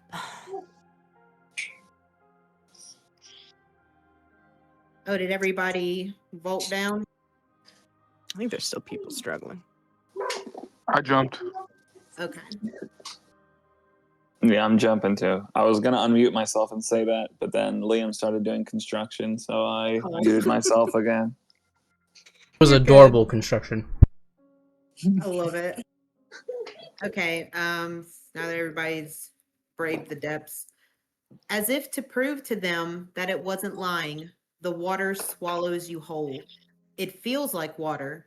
It should be water, but something else is making it feel as if it's not. The smell of rot, the feeling of death is slick on your skin. The slime of decaying and bloated bodies coats you as you surface for air. Looking up, you can see what little light is spilling and daring to push into this onyx abyss to show you what it was hiding. Bodies, everywhere bodies, drowned bodies, some bloated, some fresh, some whose flesh is desperately clinging to bone in the hopes that if it held on long enough, it would be all right.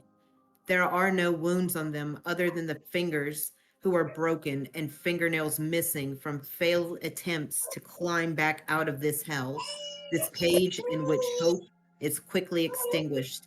No matter how hard you fight, the light fights to penetrate. There is no way to climb back out. There is no footing that can grant you relief. And if you cannot find a way out, you will drown. And for those who cannot drown, you will starve. You will die here. Can everybody roll a perception check for me? You got it. But I I have don't. a question. I don't wanna. As well. What? Okay. Am I the first one that reaches the bottom? You were the first one that jumped? Yeah. So I'm the first one that sees this. I'm gonna take a knee, and then my staff of flowers has 10 charges normally, and I have been using charges, but I haven't been rolling to make sure that it's recharged. We did a long rest. Well, I'm going to pause real quick on your train of thought there. There is no taking a knee. This is deep water. You are treading water. Okay, cool. So Which means I sink. So we're just Yes. oh shit. So we're in water and we're treading water and it's just bodies floating around us. Yes. This pit is filled with water with no bottom and just bodies everywhere. Some fresh, some decayed, most bloated. Yikes. Okay, Panda, who all passed the perception check? One second. I gotta pop over into the other Discord and see what the Okay, so Panda, I'll teach you how. You should have a number on that check. 10 is like what an average person would be able to realize. 15 would be slightly difficult. 20 would be close to impossible. No, 20 would be really, really difficult. 40 would be close to impossible. Since it's dark, would we say that it's 15? Yep.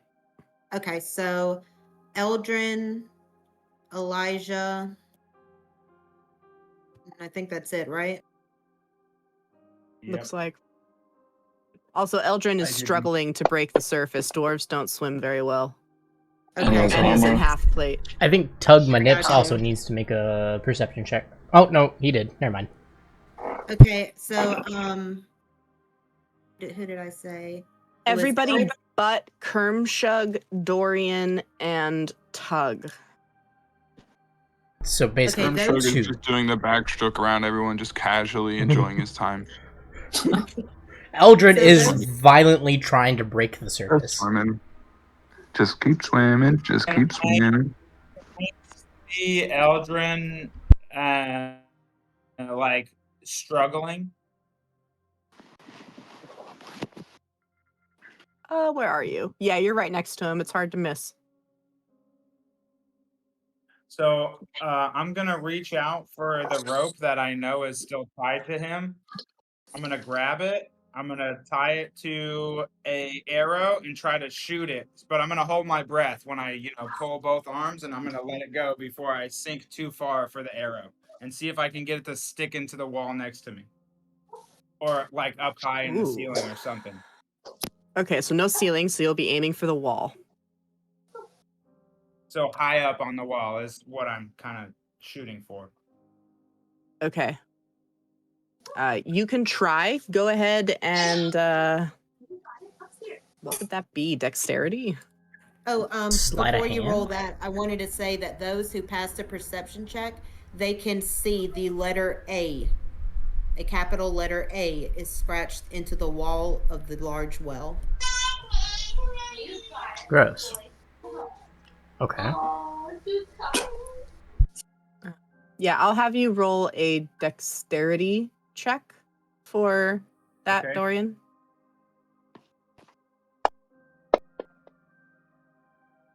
Damn, that was a good roll. 30-20.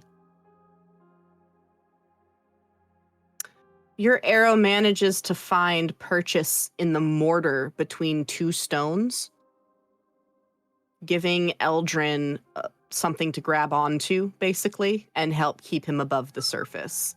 Which means, Eldrin, you're now going to be kind of against the wall. Okay. Thank you. Because that's where the arrow is. Yeah. Gasping. I hate the water so much. I look up to see the arrow, and I look to see, I consume, I see Dorian, so I was blood. Thank you, lad. I hate the water so much. I'm just gonna look at him and just give him like a nod of like, yes, friend. And then I'm gonna pull my staff of flowers, and I'm going to have 5 tulips erupt from the end. They all look purple that fade to pink, and I'm gonna kind of just like litter them into the waters. Okay. Just like a sign of respect. Colin. Okay. But then you hear it. A small voice at first from the east side of the waters. Once your eyes adjust, you can make out what looks like iron bars with enchanted runes carved right into their lengths hundreds of times. Behind the bars are hands that are gripping them. Terror is waking in the young woman held prisoner. Her long silver hair falls behind her as she scrambles to stand. Her white and burgundy dress is stained in filthy water and dirt and age, and she looks desperate. The bodies in the water is a testament to death that she has witnessed again and again, and behind bars with a lock, there was nothing she could do. Her garnet-colored eyes held a fear that was almost primal, reaching through the bars and reaching for whoever she could. Do you have it? Do you have the key? I can't.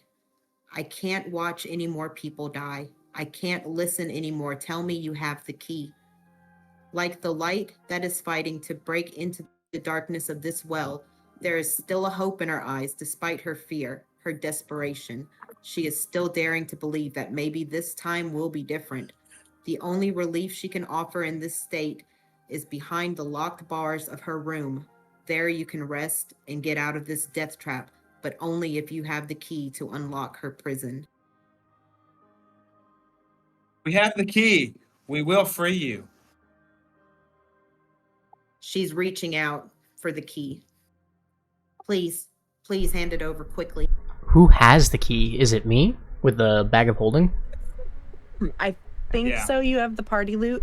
As Elijah is seeing this, he's like, oh my god, Saltrey? You hear him say a name from across the well, and he starts swimming towards her. I need the key. Hurry, or you're all going to drown. I cannot make the distance. Someone will have to take the key. As I'm rummaging through the bag of holding for the key, and I pull it out, and I'm like grasping onto. I'm reaching as far as I can from the rope. I got it. Oh, hey, Kermshook.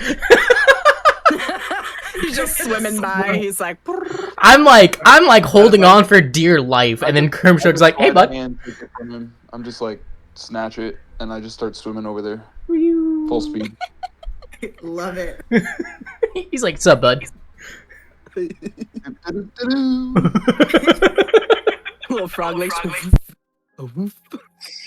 As soon as the key enters the enchanted lock, a rumbling can be heard from the depths of the water. Your feet, that was once kicking to stay afloat, can soon feel something beneath them, something hard and solid. And once you are able to put your feet down on it, it continues to rise. A stone pathway in the shape of an L that connects the cell door and turns at a right degree angle leads into the north of the room, where stones slide a turn.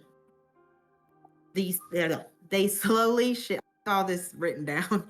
They slowly shift and move to reveal a door behind the dirty and damp wall that was once decorated with streaks of blood and lodged fingernails from those who have tried and failed before you. Inside of this person's small room, or rather cell, is of meager offerings. There's a dirty sleeping bag and pitiful remains of sticks and leaves from what was once a fire. In the corner of the room, there are other sticks and leaves spread out to dry, but in this environment, it takes longer to dry, meaning more freezing nights and colder mornings. It's safe to assume that whatever fell into the pit was taken once it was within reach for a fire, and the small sliver of flint and stone meant that fires were used sparingly. There were dirty plates in another corner, remnants of food that didn't look appetizing in the slightest, and a bucket for reasons that do not need explanation. The most striking thing about this cell is the wall itself. There were hundreds, if not thousands, of lines scratched on the wall to mark the passage of time. The lines started out straight and bold, but reading more of the lines revealed a shaking hand and curved, larger, and longer lines. If given the time, one still could not make out how many days were spent here, as lines crossed over others, and some were just X's and bursts of fevered clouds of squiggles. Although she silently welcomed you into her cell, she sits on her dirty sleeping bag, folding in on herself and looking away as if ashamed. She reaches into her shredded bedding and pulls out a weathered book, holding it out to you as if it were an offering or payment. The cover is barely hanging on by a thread, and the pages are so worn down that it was evident to see that it was read many times as the only comfort in this reality, and some pages were missing, ripped and torn from the back of the book in what appears to be a desperate measure to feed the fire and stay warm. Saltrey. Prince Saltrey, that's what they keep calling me. It's the only name I know now. They say I'm the Prince of Limbo. They showed it to me once. If you let me leave with you, I'll tell you everything I know.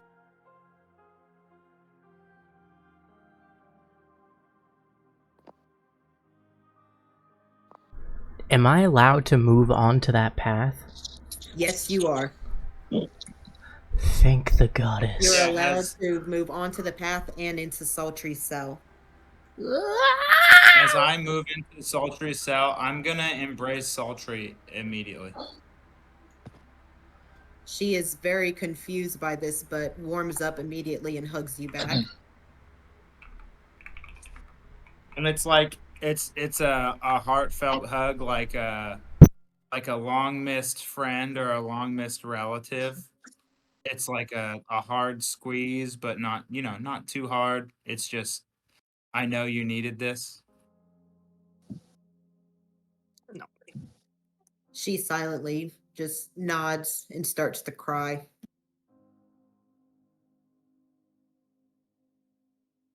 I can't stay here anymore. I have to leave. I have to go. Elijah will We are step here to forward. free. Oh yeah, go ahead. That's all. I say Okay. a quick line. Okay. Well, Elijah says, "You're welcome to come back on the ship with us, Saltrey. I had no idea you were down here." It's Elijah? Elijah, is that you? Yes, it's me. I didn't think anybody would ever come. I didn't think anybody knew I was here. I thought didn't. I was going to die down here. I had no idea. None. You're coming with us. You're coming home. It's not going to be easy from here. They stuck me in here because I refused to rule over Limbo. So they've been keeping me in solitary until I've changed my mind, but I've only seen this place once. I can guide you through it to the best of my memory. Elijah looks at the rest of you and says, I know her. She's an old friend. We should trust her. Why do they call her Prince? Eldrin, not good on social cues after just dying. It's just like, hey, why do they call you Prince? Being a prince, it's a title. I am one of Baphalel's chosen. Well, he chose me. I didn't choose this. I have a village of my own that I made called Lycaris, and he came one day with his princes, his 7 other princes, and he said that he needed one more, and if I didn't come with him, he would annihilate my people. So I came with him. But because I refused to live up to the title, I went through the trial and everything. I am a prince, but I can't do what they ask of me. What did they ask of you? I am to rule here and do exactly as he says, whether it be wait here in this domain or kill whoever he asks of. She lowers her collar to show a long scar across her neck. This is what it means to be a prince. If you survive his trial, then you are a prince. So he wants you to rule over the dead. And at that, I'm going to kind of gesture to all the floating bodies with my tulips still floating in the water. No. He recognizes that I am a powerful healer, but I just refuse to help him. I don't know exactly what it is he and his other princes in their domains are planning, but I can't assist them. I agreed to come here to save my people, but I can't serve him. I won't. You say you're a powerful healer. Is there anyone here that we can still save? No. All those people in there, they were those who got curious and fell into the well, and they didn't have the key. So I could do nothing for them but watch them drown. And more would follow, and more, and more, and more. At that reply, Dorian's just gonna drop his head, kind of shaking his head. But you have the key, which means we can leave. I don't know if anybody's going to come and check soon. They every once in a while, maybe every couple of days, they give me food and water. So I don't even know what day it is. I don't know if they're going to be here soon or not, but I can tell you everything I know about them. If you'll let me come with you. I can't go back.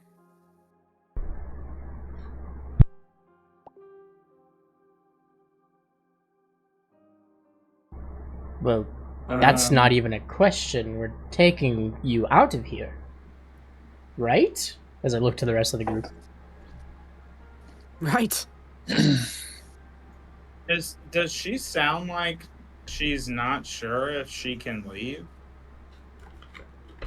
Yeah, she desperately wants to leave, but she is terrified that whoever's bringing her food is going to look down and see everybody here, or if she even can leave. She's been down here for a very long time in the dark, watching people die every couple of days. She is not in her right state of mind in this room.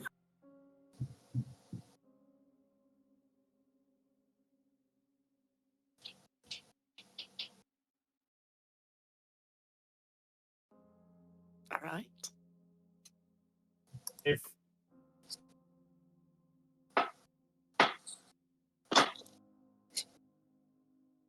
Okay. Yeah. Let's take her with us. Let's get her out of here. Agreed. Looks like the only way out is through, though.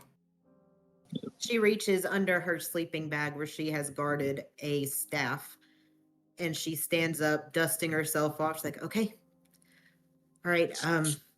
Like I said, I've only been through this place once, and it's unusual, but there is a way out, I promise.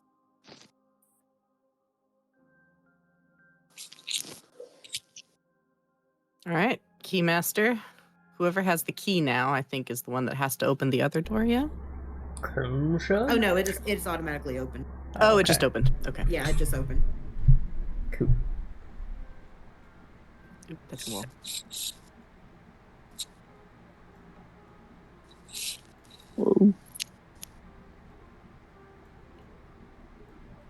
What? Oh, that's so cool!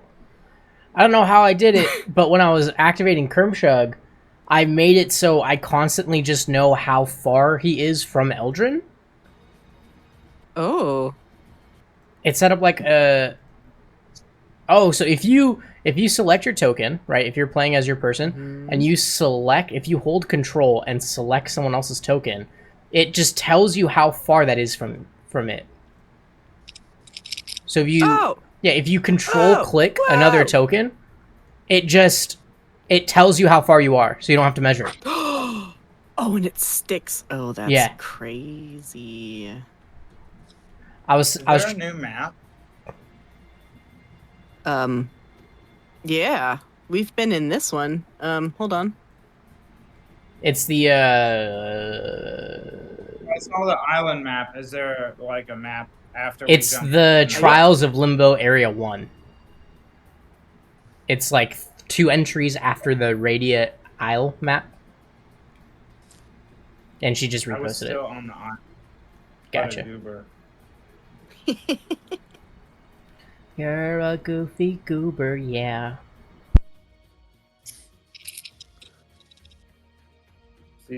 Sorry, team. Unrelated update. The AC unit works perfectly fine when I just have it on fan mode, not dehumidifier or cooling mode, Ooh, nice. which is weird. I'm telling you, there's got to be a step that allows you to do the cooling. And I really feel like there's something like an outside source of water or something weird. And it might be an air-cooled one. I have no clue what kind of system you have, so I'd have to That's look at fair. it. That's Which fair. is why I would like to come over.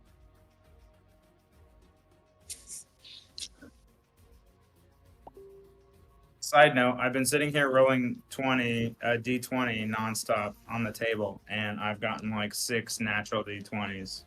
It's a good dice. So Using them all. the rest of the game, I'm gonna probably roll shitty.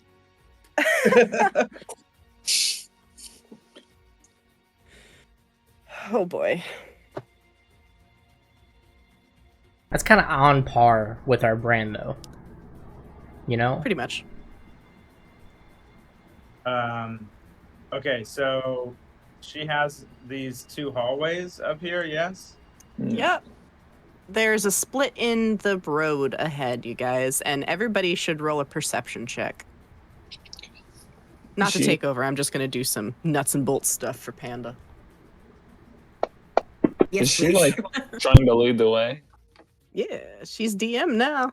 This is her territory. Oh. So the prince who is like trapped here is trying to lead us down the path? Yep. She's trying to lead you guys. Okay. I think I'll try to follow closely behind so that I can step in if anything happens. Also, I rolled a stealth as well. That's why I rolled that 12. I got 22 total, and Kermsha got 8 total. Okay. Kermshug, unfortunately, you're not seeing much at the moment.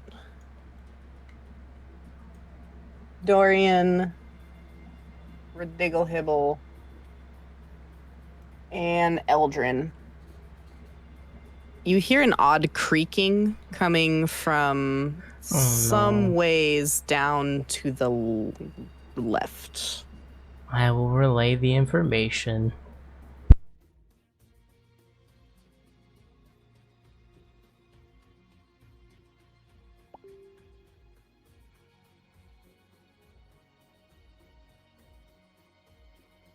Why do I have a debuff on my character?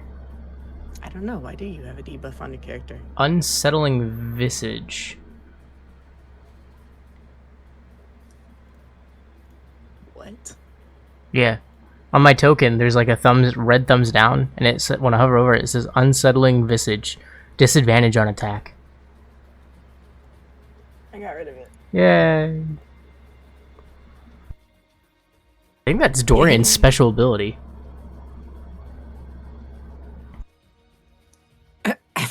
Well, it is, but that doesn't make sense why it was on you. Yeah, I don't know why it was attached to you.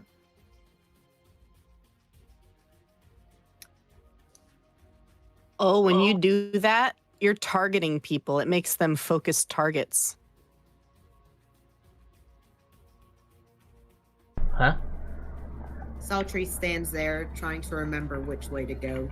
It's like, I think to the right, maybe there's a task of some sort, and to the left is a lot of winding hallways.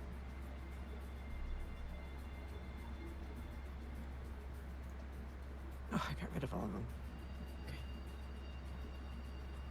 So it's up to you guys where you want to go.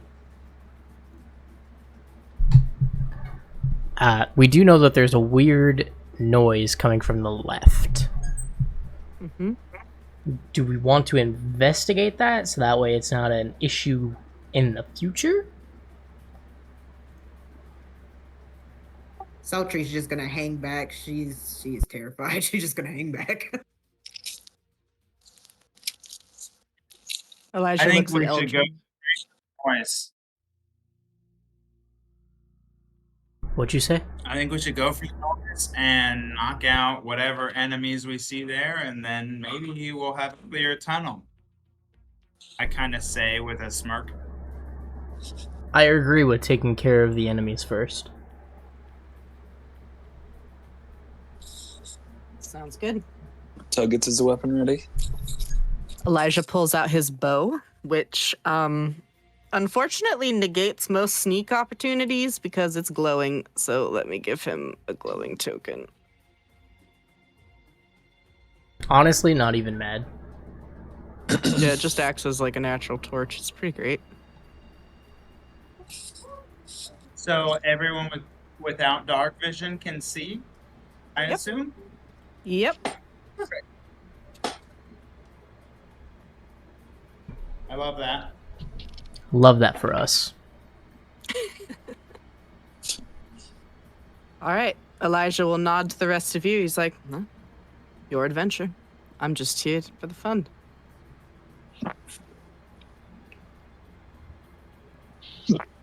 Kermshug, do you want to sneak ahead and see if you can see anything, or do we want to just go marching order? Because we're not going to really have any stealth like last Is it time. dark? Yeah, it's dark. I don't have dark vision. No. So You'd have to, yeah, you'd have to rely on the torchlight. Nah, that's okay. We can just fucking send it. All right, so everyone just Yeah, get into let's marching do it. order. All right. Tug, do you want front or back this time? I can do front. All right, I got back. I'll be right behind Tug. Kermshug will be And, up by you. Sure, yeah. And Verdigglehibble will probably hold the back with you. Sounds good. And then we have Prince Saltrey and Captain Elijah in the center. That's a good call. Yeah, kind of a... He'll be focused on protecting Saltrey. Exactly. Kind of an ironclad, like, make sure she's alright. Yeah, she's mentally jacked up, so let's make sure she doesn't get physically jacked up. Yeah. I wish I had... like, a cleric spell where I could, like, calm one's nerves. I don't think I do. I could try praying with her, if she's the religious sort.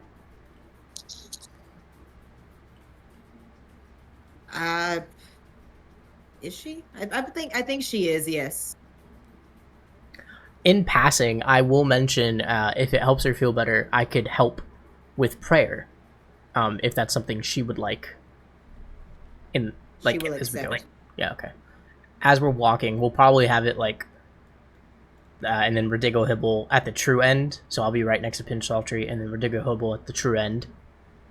And while we're walking together, I could just do like a short like prayer session as we're walking, to also help calm her nerves. That's very sweet. Yes, and with each one, she will feel a little more relaxed. Perfect.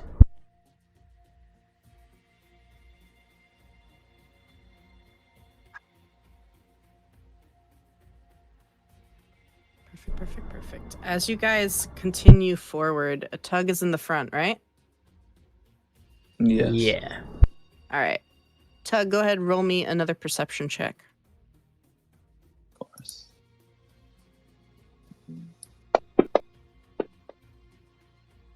Hey. You hear what sounds like clicking, like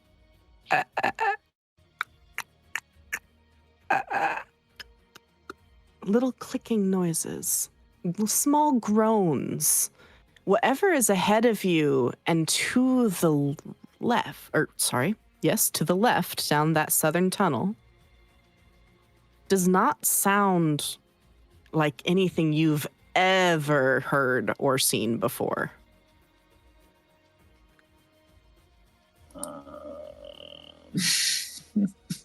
Oh, Tug's gonna stop moving for sure and just kind of like a little perplexed for a moment, and then turn around and look at everyone like absolutely flabbergasted, very concerned. It does not sound good. Oh no.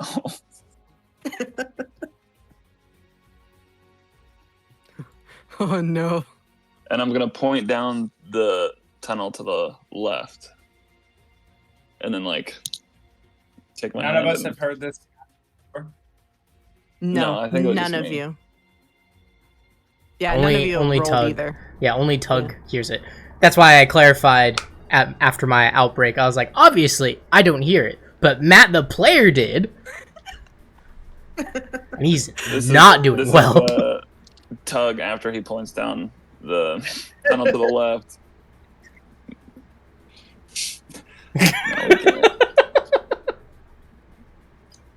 No, we can't. No.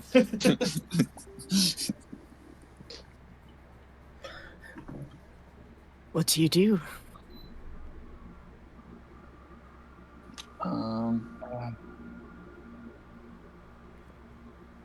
I am going to. How far down the tunnel can we see? The left tunnel. You said the left tunnel. The left tunnel to the south. Are we? If you, here I think I have an idea. How far does the brightness span from his bow? It radiates outward 30 feet.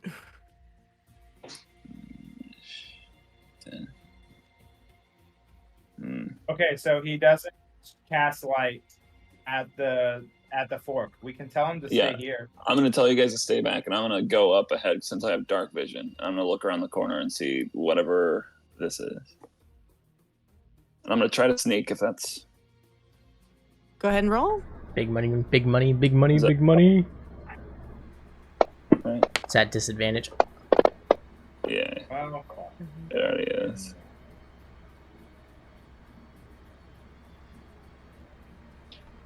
Okay. You feel relatively sneaky, Tug, despite having disadvantage. I'm just gonna stroll on over there and just peek my head. Dorian, around I thought the you corner. already made a stealth check earlier. I did, but I didn't know if it still counted, so I rolled again. I see a letter Do you want L. me to- Stealth or Hold on. my old stealth was a 12. My new one is a 7. Your new one is a 7. That's not great. Technically, it's Yeah, an my 8 old one because was a 12. guidance. Yeah. So I rolled stealth right as we were talking about going in and doing stuff, and we hadn't really moved when I rolled it, but it's up to the GM/DM to tell me if we're keeping the 12 or I'm taking the 7. Your choice, Panda. Do you Go let him for it. succeed or let him fail? Succeed. Why not? All right. Okay, I will be here with him. Okay. And as we're walking up, I'm gonna knock an arrow in my short bow.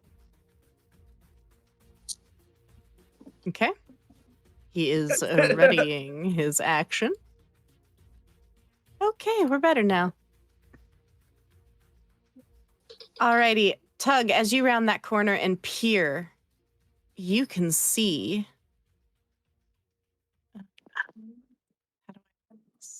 There we go. Mass always visible. Always. Always. There are what looks like 3 perfectly still mannequins down the southern hallway. They're not moving, and in fact, you don't hear any sound anymore.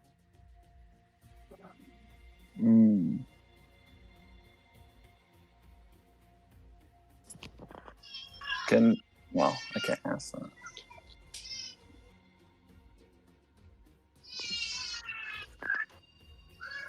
Do we know what they're made of? Roll me an insight check. Sure. I will do this.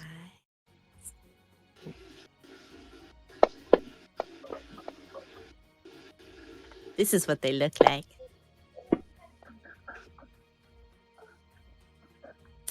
All That right, is Dorian, Tug.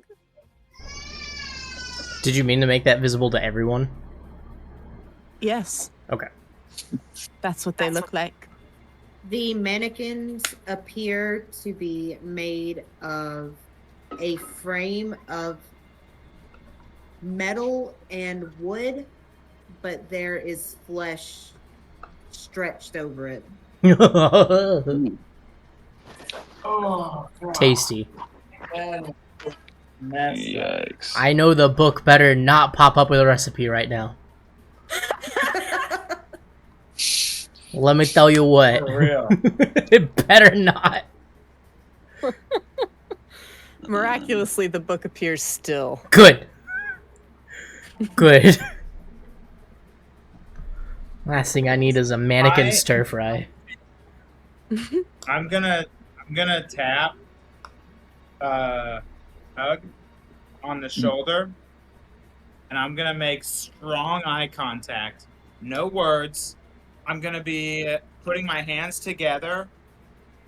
I'm gonna make them look like I'm breaking something with my two hands, and then when I'll hit the bottoms of my palms together and move my fingers, trying to signal fire, and then I'm gonna be pointing at them. Okay. And then I'm going to cast Prestidigitation, cast a fire right by or underneath, if I can, one of the mannequins. You can in front of the first one. Or under the first one. Perfect. And as he's doing that, I'm gonna gesture to the party to catch up to us with my arm. I cast Prestidigitation. That word is very hard to say. It is a hard word I to make say. a fire underneath the first mannequin number 3. I'll make it a little bit bigger so we can tell that that's fire. Okay. There is now fire underneath that mannequin, and it lets out a god-awful sound, screeching at the top of its lungs as its entire body is engulfed in flame, as if not only wood, but also some sort of sealant or solvent is helping add flame to that fire. It would appear, Dorian, that they are vulnerable to fire damage. It is going to take... Let's see. What is normal fire damage? D6. Yeah, that's what I thought. Yeah, go ahead and roll 2d6 for me, because it's critting. Oh, yeah, baby. It's going to take 8 damage.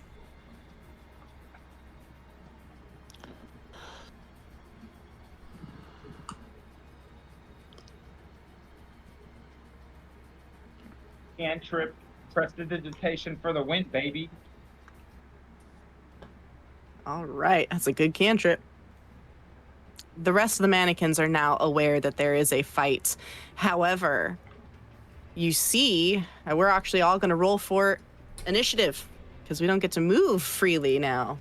The fight has been started. Sorry, guys. Oops, I didn't mean to do that. Menu, initiative.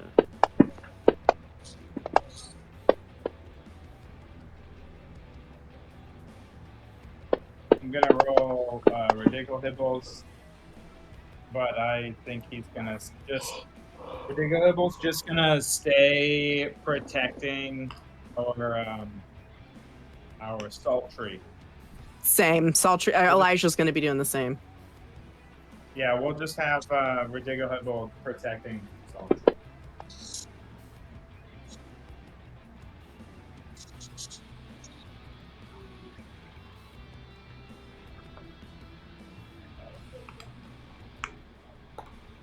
All right. And Saltrey, you too can roll. Oh, you did already. Look at that.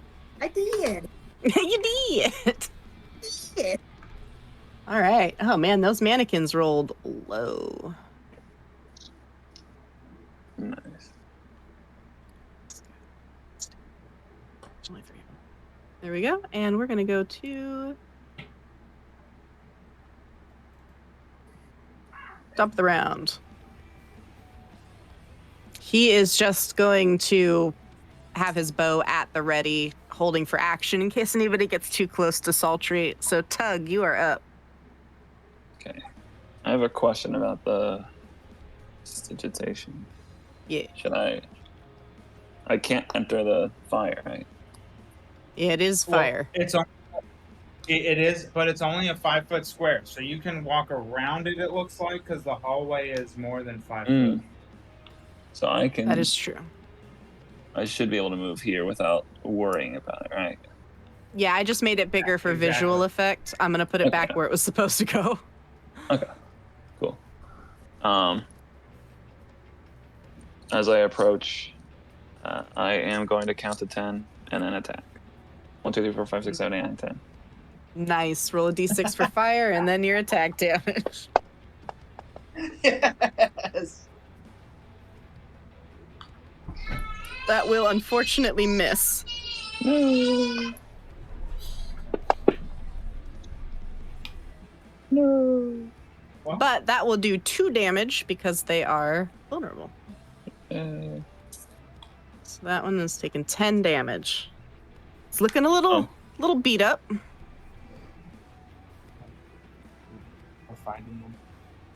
Is that your turn? Depends. Was that technically a 5-foot step, and is that a thing? Or is that just not confused? I've been playing Pathfinder. Oh, no, you're good. You move 5 feet. Okay. So I can't do like a full attack, right? No, you can. Oh. I mean, you did your great sword attack, right? Yeah. Yeah. I think I could probably count to 10 again in that span of time.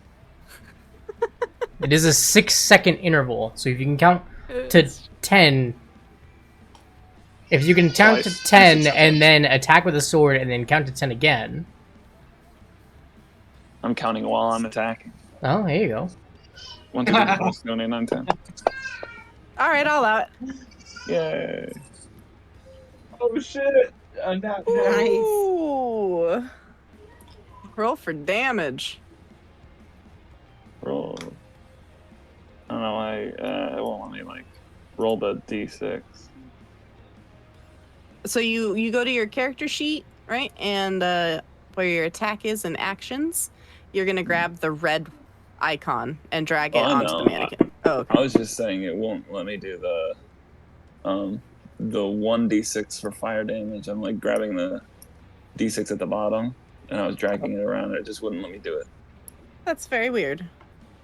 Yeah, even though it did a moment. Here, let me go over here. There. Goes. All right. So I'm confused. What attack did you just do? Did you do another greatsword attack? Because 15 damage, that's dope. 15 damage is from the crit greatsword attack.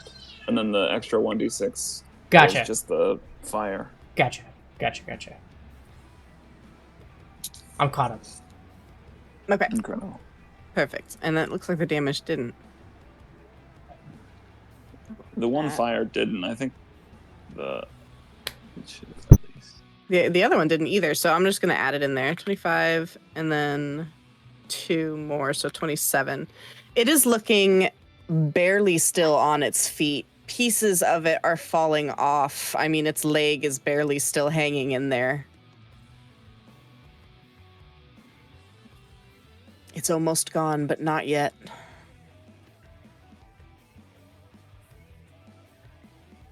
And so that's Eldrin next, yeah? Let's see.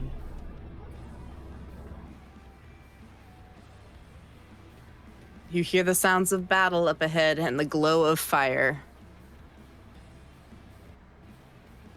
think I'm gonna take the dash action. Okay. And 45 movement to right there. And that... I have a quick question. Huh. Not to interrupt. Sorry, Eldrin. As Eldrin passes, may I tell him they're vulnerable to fire? I thought you yelled that out when yeah. you attacked them. Didn't you? We'll say that. Perfect. They're Retcon. vulnerable to fire. Yeah. They everyone knows. Okay, cool. Perfect. Fortunately, I can't do any fire damage, but I also can't do any attacks right now because I used my action to just get here. So, I'm on scene, and that's my turn. Okay, perfect. It's gonna be Kermshug next.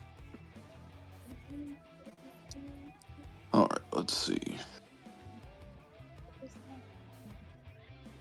Is that corridor big enough for 2 people? The corridor is about 7 feet wide.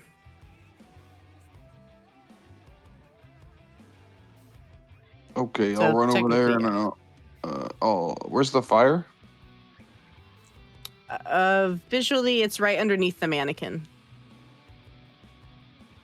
We can't see into that room. Oh. Oh, hold on. Really? Hold on. Well, Kermshug can't see because he doesn't have dark vision. Oh, Dorian, how would you have seen... But there's a fire there. Yeah, but how would he have known to put the where the fire? Because when I switched to... 5 feet away. Because when I switched to Kermshug's, like, it's just all black, even though I'm looking right down the corridor. When I switched to mine, I can see because I have dark vision. That's why I was getting confused. I was like... because I was trying to help Joe move his character. Okay. So I couldn't see the other 2, but I could see the closest one. That's the only thing. Hmm. Yeah, he rolled for it. That's why Gotcha. Said. Okay. Yay, we can see now. If I could. It's on fire. Yeah. Sweet. Yeah. There is light. Excellent. How we got here doesn't matter. We can just move forward. I will If stab you him. have it where Tug and I were looking at it, it's only 5 feet from the corner. So I definitely could see the first one. There's no way I could have seen. Mm-hmm. I'd like to attack the first one. Okay. Perfect. With your If I can bow? get there. Or... No, with the sword. If I can stand next to... Yep. Yeah, if I can stand there. And then I'll attack. Okay, 1 second. Actions. Okay. With your short sword? Yes, please. Okay.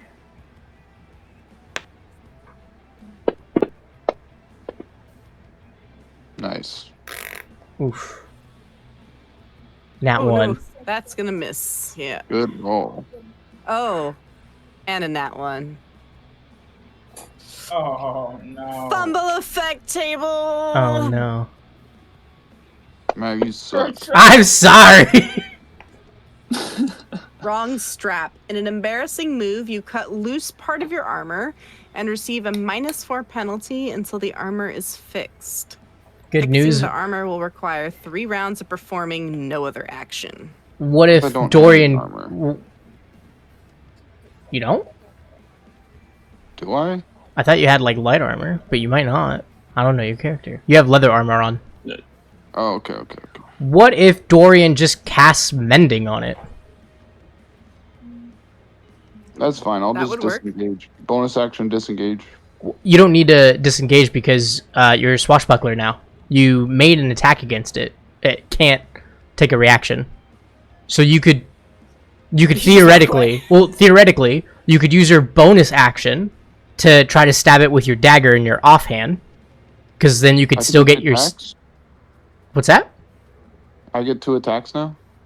Well, you've always had the ability to use a dagger in the offhand. It's just that costs a bonus action, which before was kind of bad for a rogue because you use your bonus action to disengage.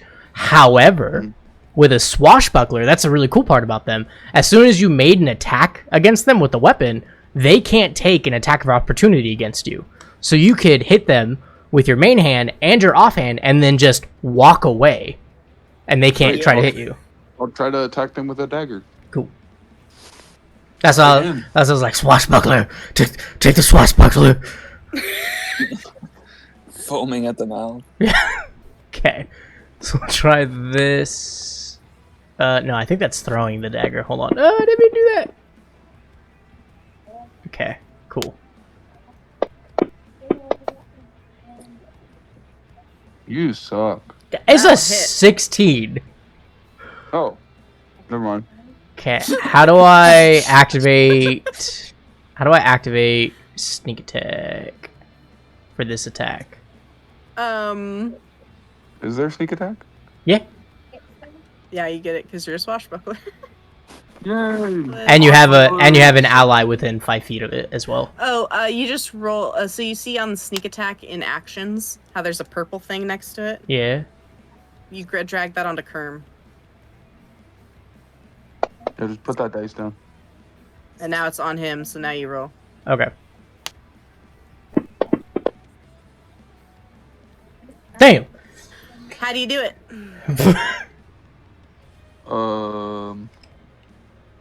What? You killed him You killed him. Yeah. with a dagger. You're I offhand. imagine I like stab it in the flesh and it just kind of falls apart and I'm just disgusted. Fair enough. Yeah. As soon as there is no more life coursing through this false mannequin, it crumbles into the fire and just burns away, leaving behind the smell of burning flesh and hair. Would you like me to move you back, or do you want to stay here? I can move you. You have 10 feet of movement left. I can move you to the square to the right of Dorian or to the left of Dorian. I'll just go to the left of Dorian to kind of clear up some space so people can walk down there. Okay. That's fine. Yeah. Okay. Alrighty. That's it. Saltrey. Would Saltrey have been able to see that Permshug's armors or light armor's been damaged? Roll a perception. Because it's quick. Have to see if you can catch it.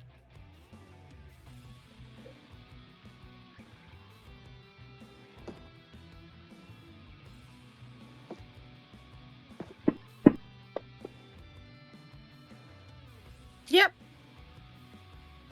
Okay, That'll well, do. she is going to walk over there and use mending. 15, 20, 25. Is that as far as I can go? Yeah. Oh, I can't reach him. Okay. 10, 15, 20, 25. Yeah, you're basically at 30 feet now. Okay. Well, I guess this is really all I can do right now. All right. Ridiglehibble. Your the person you're protecting has now moved towards the front lines. I must help. Ridigle-Hibble's probably just gonna follow and make sure that Saltrey's safe. All right. I'm Dorian. sure normally he would front, like getting into the front lines, but I'm gonna just let him protect her for this time. Okay. Well, no worries. You can continue because it is your turn now. I'm gonna move here, and seeing as that first mannequin dropped, I'll move right next to Tug, and then at that point, with all the light, right before the mannequin passes away or disappears, I'm sure my fire is still there, but I'm gonna recast Prestidigitation under the next and then I can see when the light was still there. So I'm sure I'll. Am I casting at a disadvantage since I can't quite see it now? No, it was still there. I didn't mean to take the light away. Let me put the light back. I got this. You're fine. It's all good. Token I'll light. cast She is President praying for your Station. downfall. And I will bonus action Bardic Inspiration Tug. I'm gonna just kind of look over at him after I cast Prestidigitation, and I'm gonna put my hand on his shoulder and say, "Breathe fire, my friend." All right, perfect. I'm gonna roll 2d6 for me for that fire damage.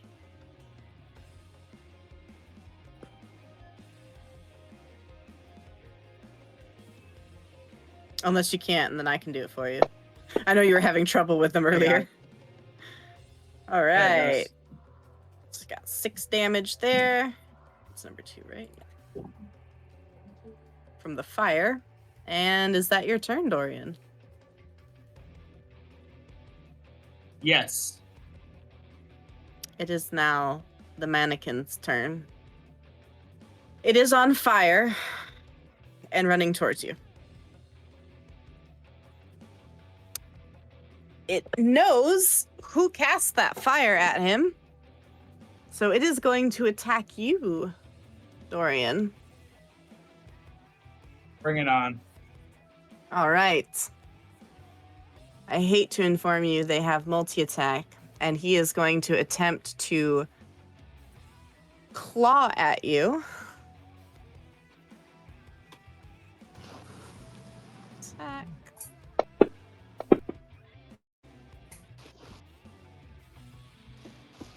Does a 20 hit you, Dorian? Yes, it does.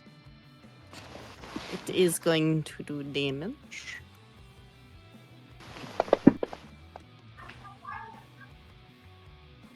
You take 10 damage, which was automatically... Oh, actually, partially absorbed. Yep. How'd you do that? We had 10 hit points still. Oh, that's I right. don't That's know if right. You had those. I have Yep. 1 temporary point left. That was cool. Him attacking in range of me, does that give me a chance to do a reaction? Do you have Sentinel? I do not. Which is a feat? Okay. Nope. Yeah, no. Unfortunately, no. I think I was looking into it, though. It is going to then attempt to claw at the next immediate target to do as much damage as possible.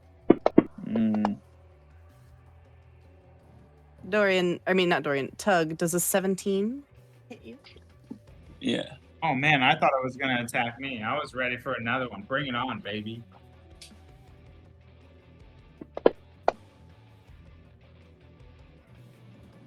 Alrighty, 11 damage. That is like a melee attack, right? Yeah. Okay. I am going to use a reaction parry. Nice. What does that do? I don't know how to link it in the chat. I got it. When another creature damages you with a melee attack roll, you can take a reaction and expend 1 superiority die to reduce the damage by a number you roll on your superiority die, plus your strength or dexterity modifier, your choice. All right, roll your superiority die. If Whatever I that knew how to do that, yeah. Let's see. D8s. You have 4 of them. Okay. So you just used 1, but you can So roll I'll 1 roll. D8. Okay. And strength. Sure. So 3 plus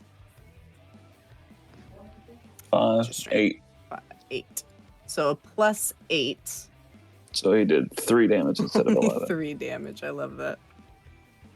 All right. Is that your turn? Or wait, no, that's my turn. Next one. This mannequin. What is your intelligence stat? Okay. He's gonna run right through the fire. He doesn't care. So he's gonna take that damage. And that is 2d6. So 5 damage. We stand And dumb he's- enemies. Right. It's kind of great. He's going to attack you, Tug. Fair. Does a 12 hit? No. All right, that's going to miss. He's going to try again because he has multi-attack. 12 does not hit. We've already established this. So both blows bounce off of you. And that is the end of the mannequin's turn. Elijah, seeing Saltrey has ran forward, is going to sprint forward and get back into place to protect her, holding action. Tug. Yay.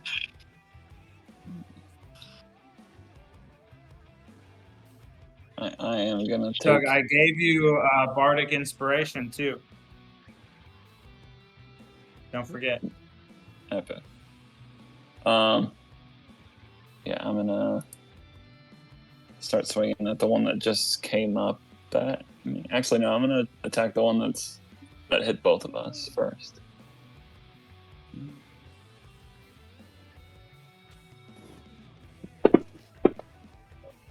How do I use bardic inspiration? Is that just like All would I right, announce it before? Okay. 17. Let me see what their AC is. That'll hit. Yeah. Roll damage. Oh, 1, 2, 3, 4, 5, 6, 7, 8, 9, 10. And yeah. All right, and 2d6. Oh yeah. 'Cause they're- Man. yeah. Okay, so an additional 3. Okay, 13. 14, And I tried to aim 16. it so that it hit both of them, but if that's not possible, it's fine. It's a cone. It is possible, actually. Incredible. So that's an extra 3 damage to Mannequin 2. All right, Mannequin 4 is looking beat the hell up.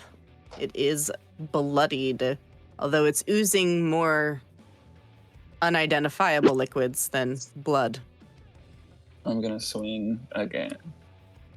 Okay. This time, Mannequin 2. Okay. And I'm noticing that you said that one's number 4, and we've only seen 3. I don't love that. That is a nat 1. 1, 2, 3, 4, 5, Fumble 6, 7, 8, 9, 10. table. Still counting on a panic. Ooh. Okay. I'm gonna need you to pick a number from 1 to 4. Oh, 1.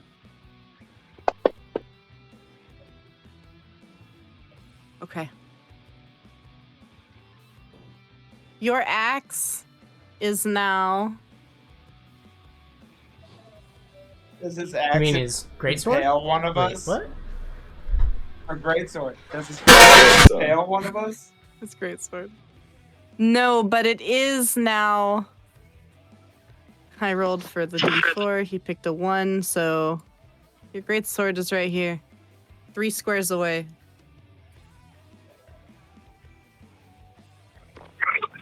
You unfortunately threw your weapon. I did count to 10 though. You did, so 2 more d6. Oh. Dang. Was that it? The one right in front of you? Oh, actually, it was both of them again because it's a cone. Yeah. Okay. 11. Mannequin 4 is dead. Yo. And Mannequin 2 is looking beat up. So how'd you kill the first one? Counting to 10. Oh, that's right. Good question, me. Next turn, Eldrin. That didn't happen. Let's move on. You guys are steamrolling. I'm going to cast. Can I make a Arcana or Wisdom or Survival check?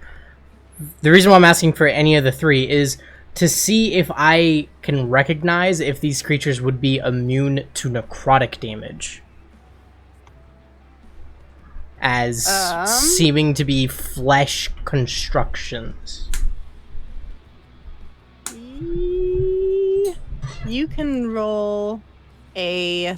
I like survival for that, actually. Okay. So.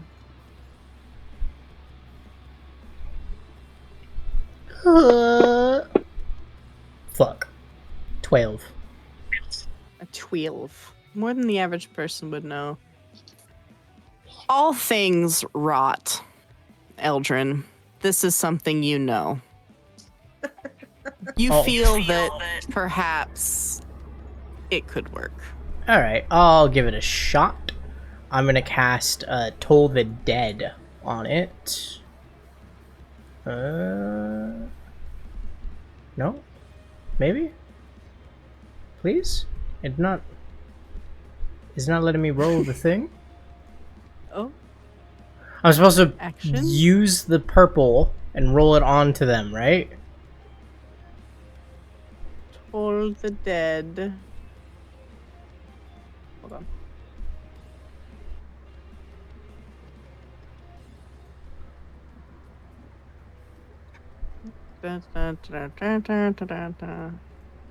I'll just do a wisdom saving throw. How about that? Yeah. I mean, that's easier, probably. What's the DC? Oh, it doesn't matter. It doesn't matter. You rolled a 2. Ha! Okay, it'll take, I want to say it's 1d12 necrotic damage. I think this is a d12. It is a d12 on a fail. It's almost a 10. Oh, that's why I was acting as Kermshock. What? Oh. Reroll that. No, still not letting me. Okay, whatever. What? It's not letting me roll as Eldrin anymore. Oh. There we go. Weird. Okay. Super weird.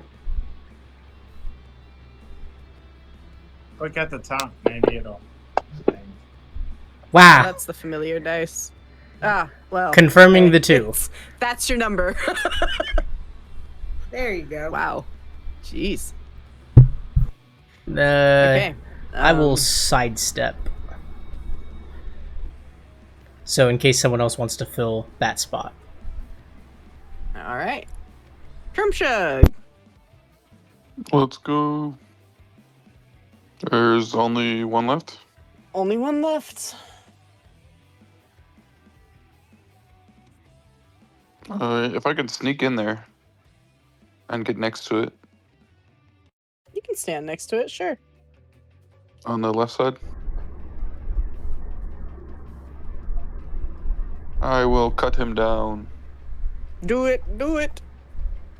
Okay. Short sword. And be sure to put that, oh. That's just Sneak the back T on there. attack. Oh, okay. Okay. 22. That'll hit. Yeah. Better. And then the damage. Damage. How do you kill it, Kermshug? Damn, Kermshock. Coming in sniping kills. To make it exciting, I'll do like a jump flip over those two. I'll land next to it, and I'll just like cut him in half. Wow. Nice. It falls to pieces, wood and steel clattering to the ground. Don't forget flesh slapping. Yeah. Ugh. How could I forget? I forgot. Blissfully unaware. Gross.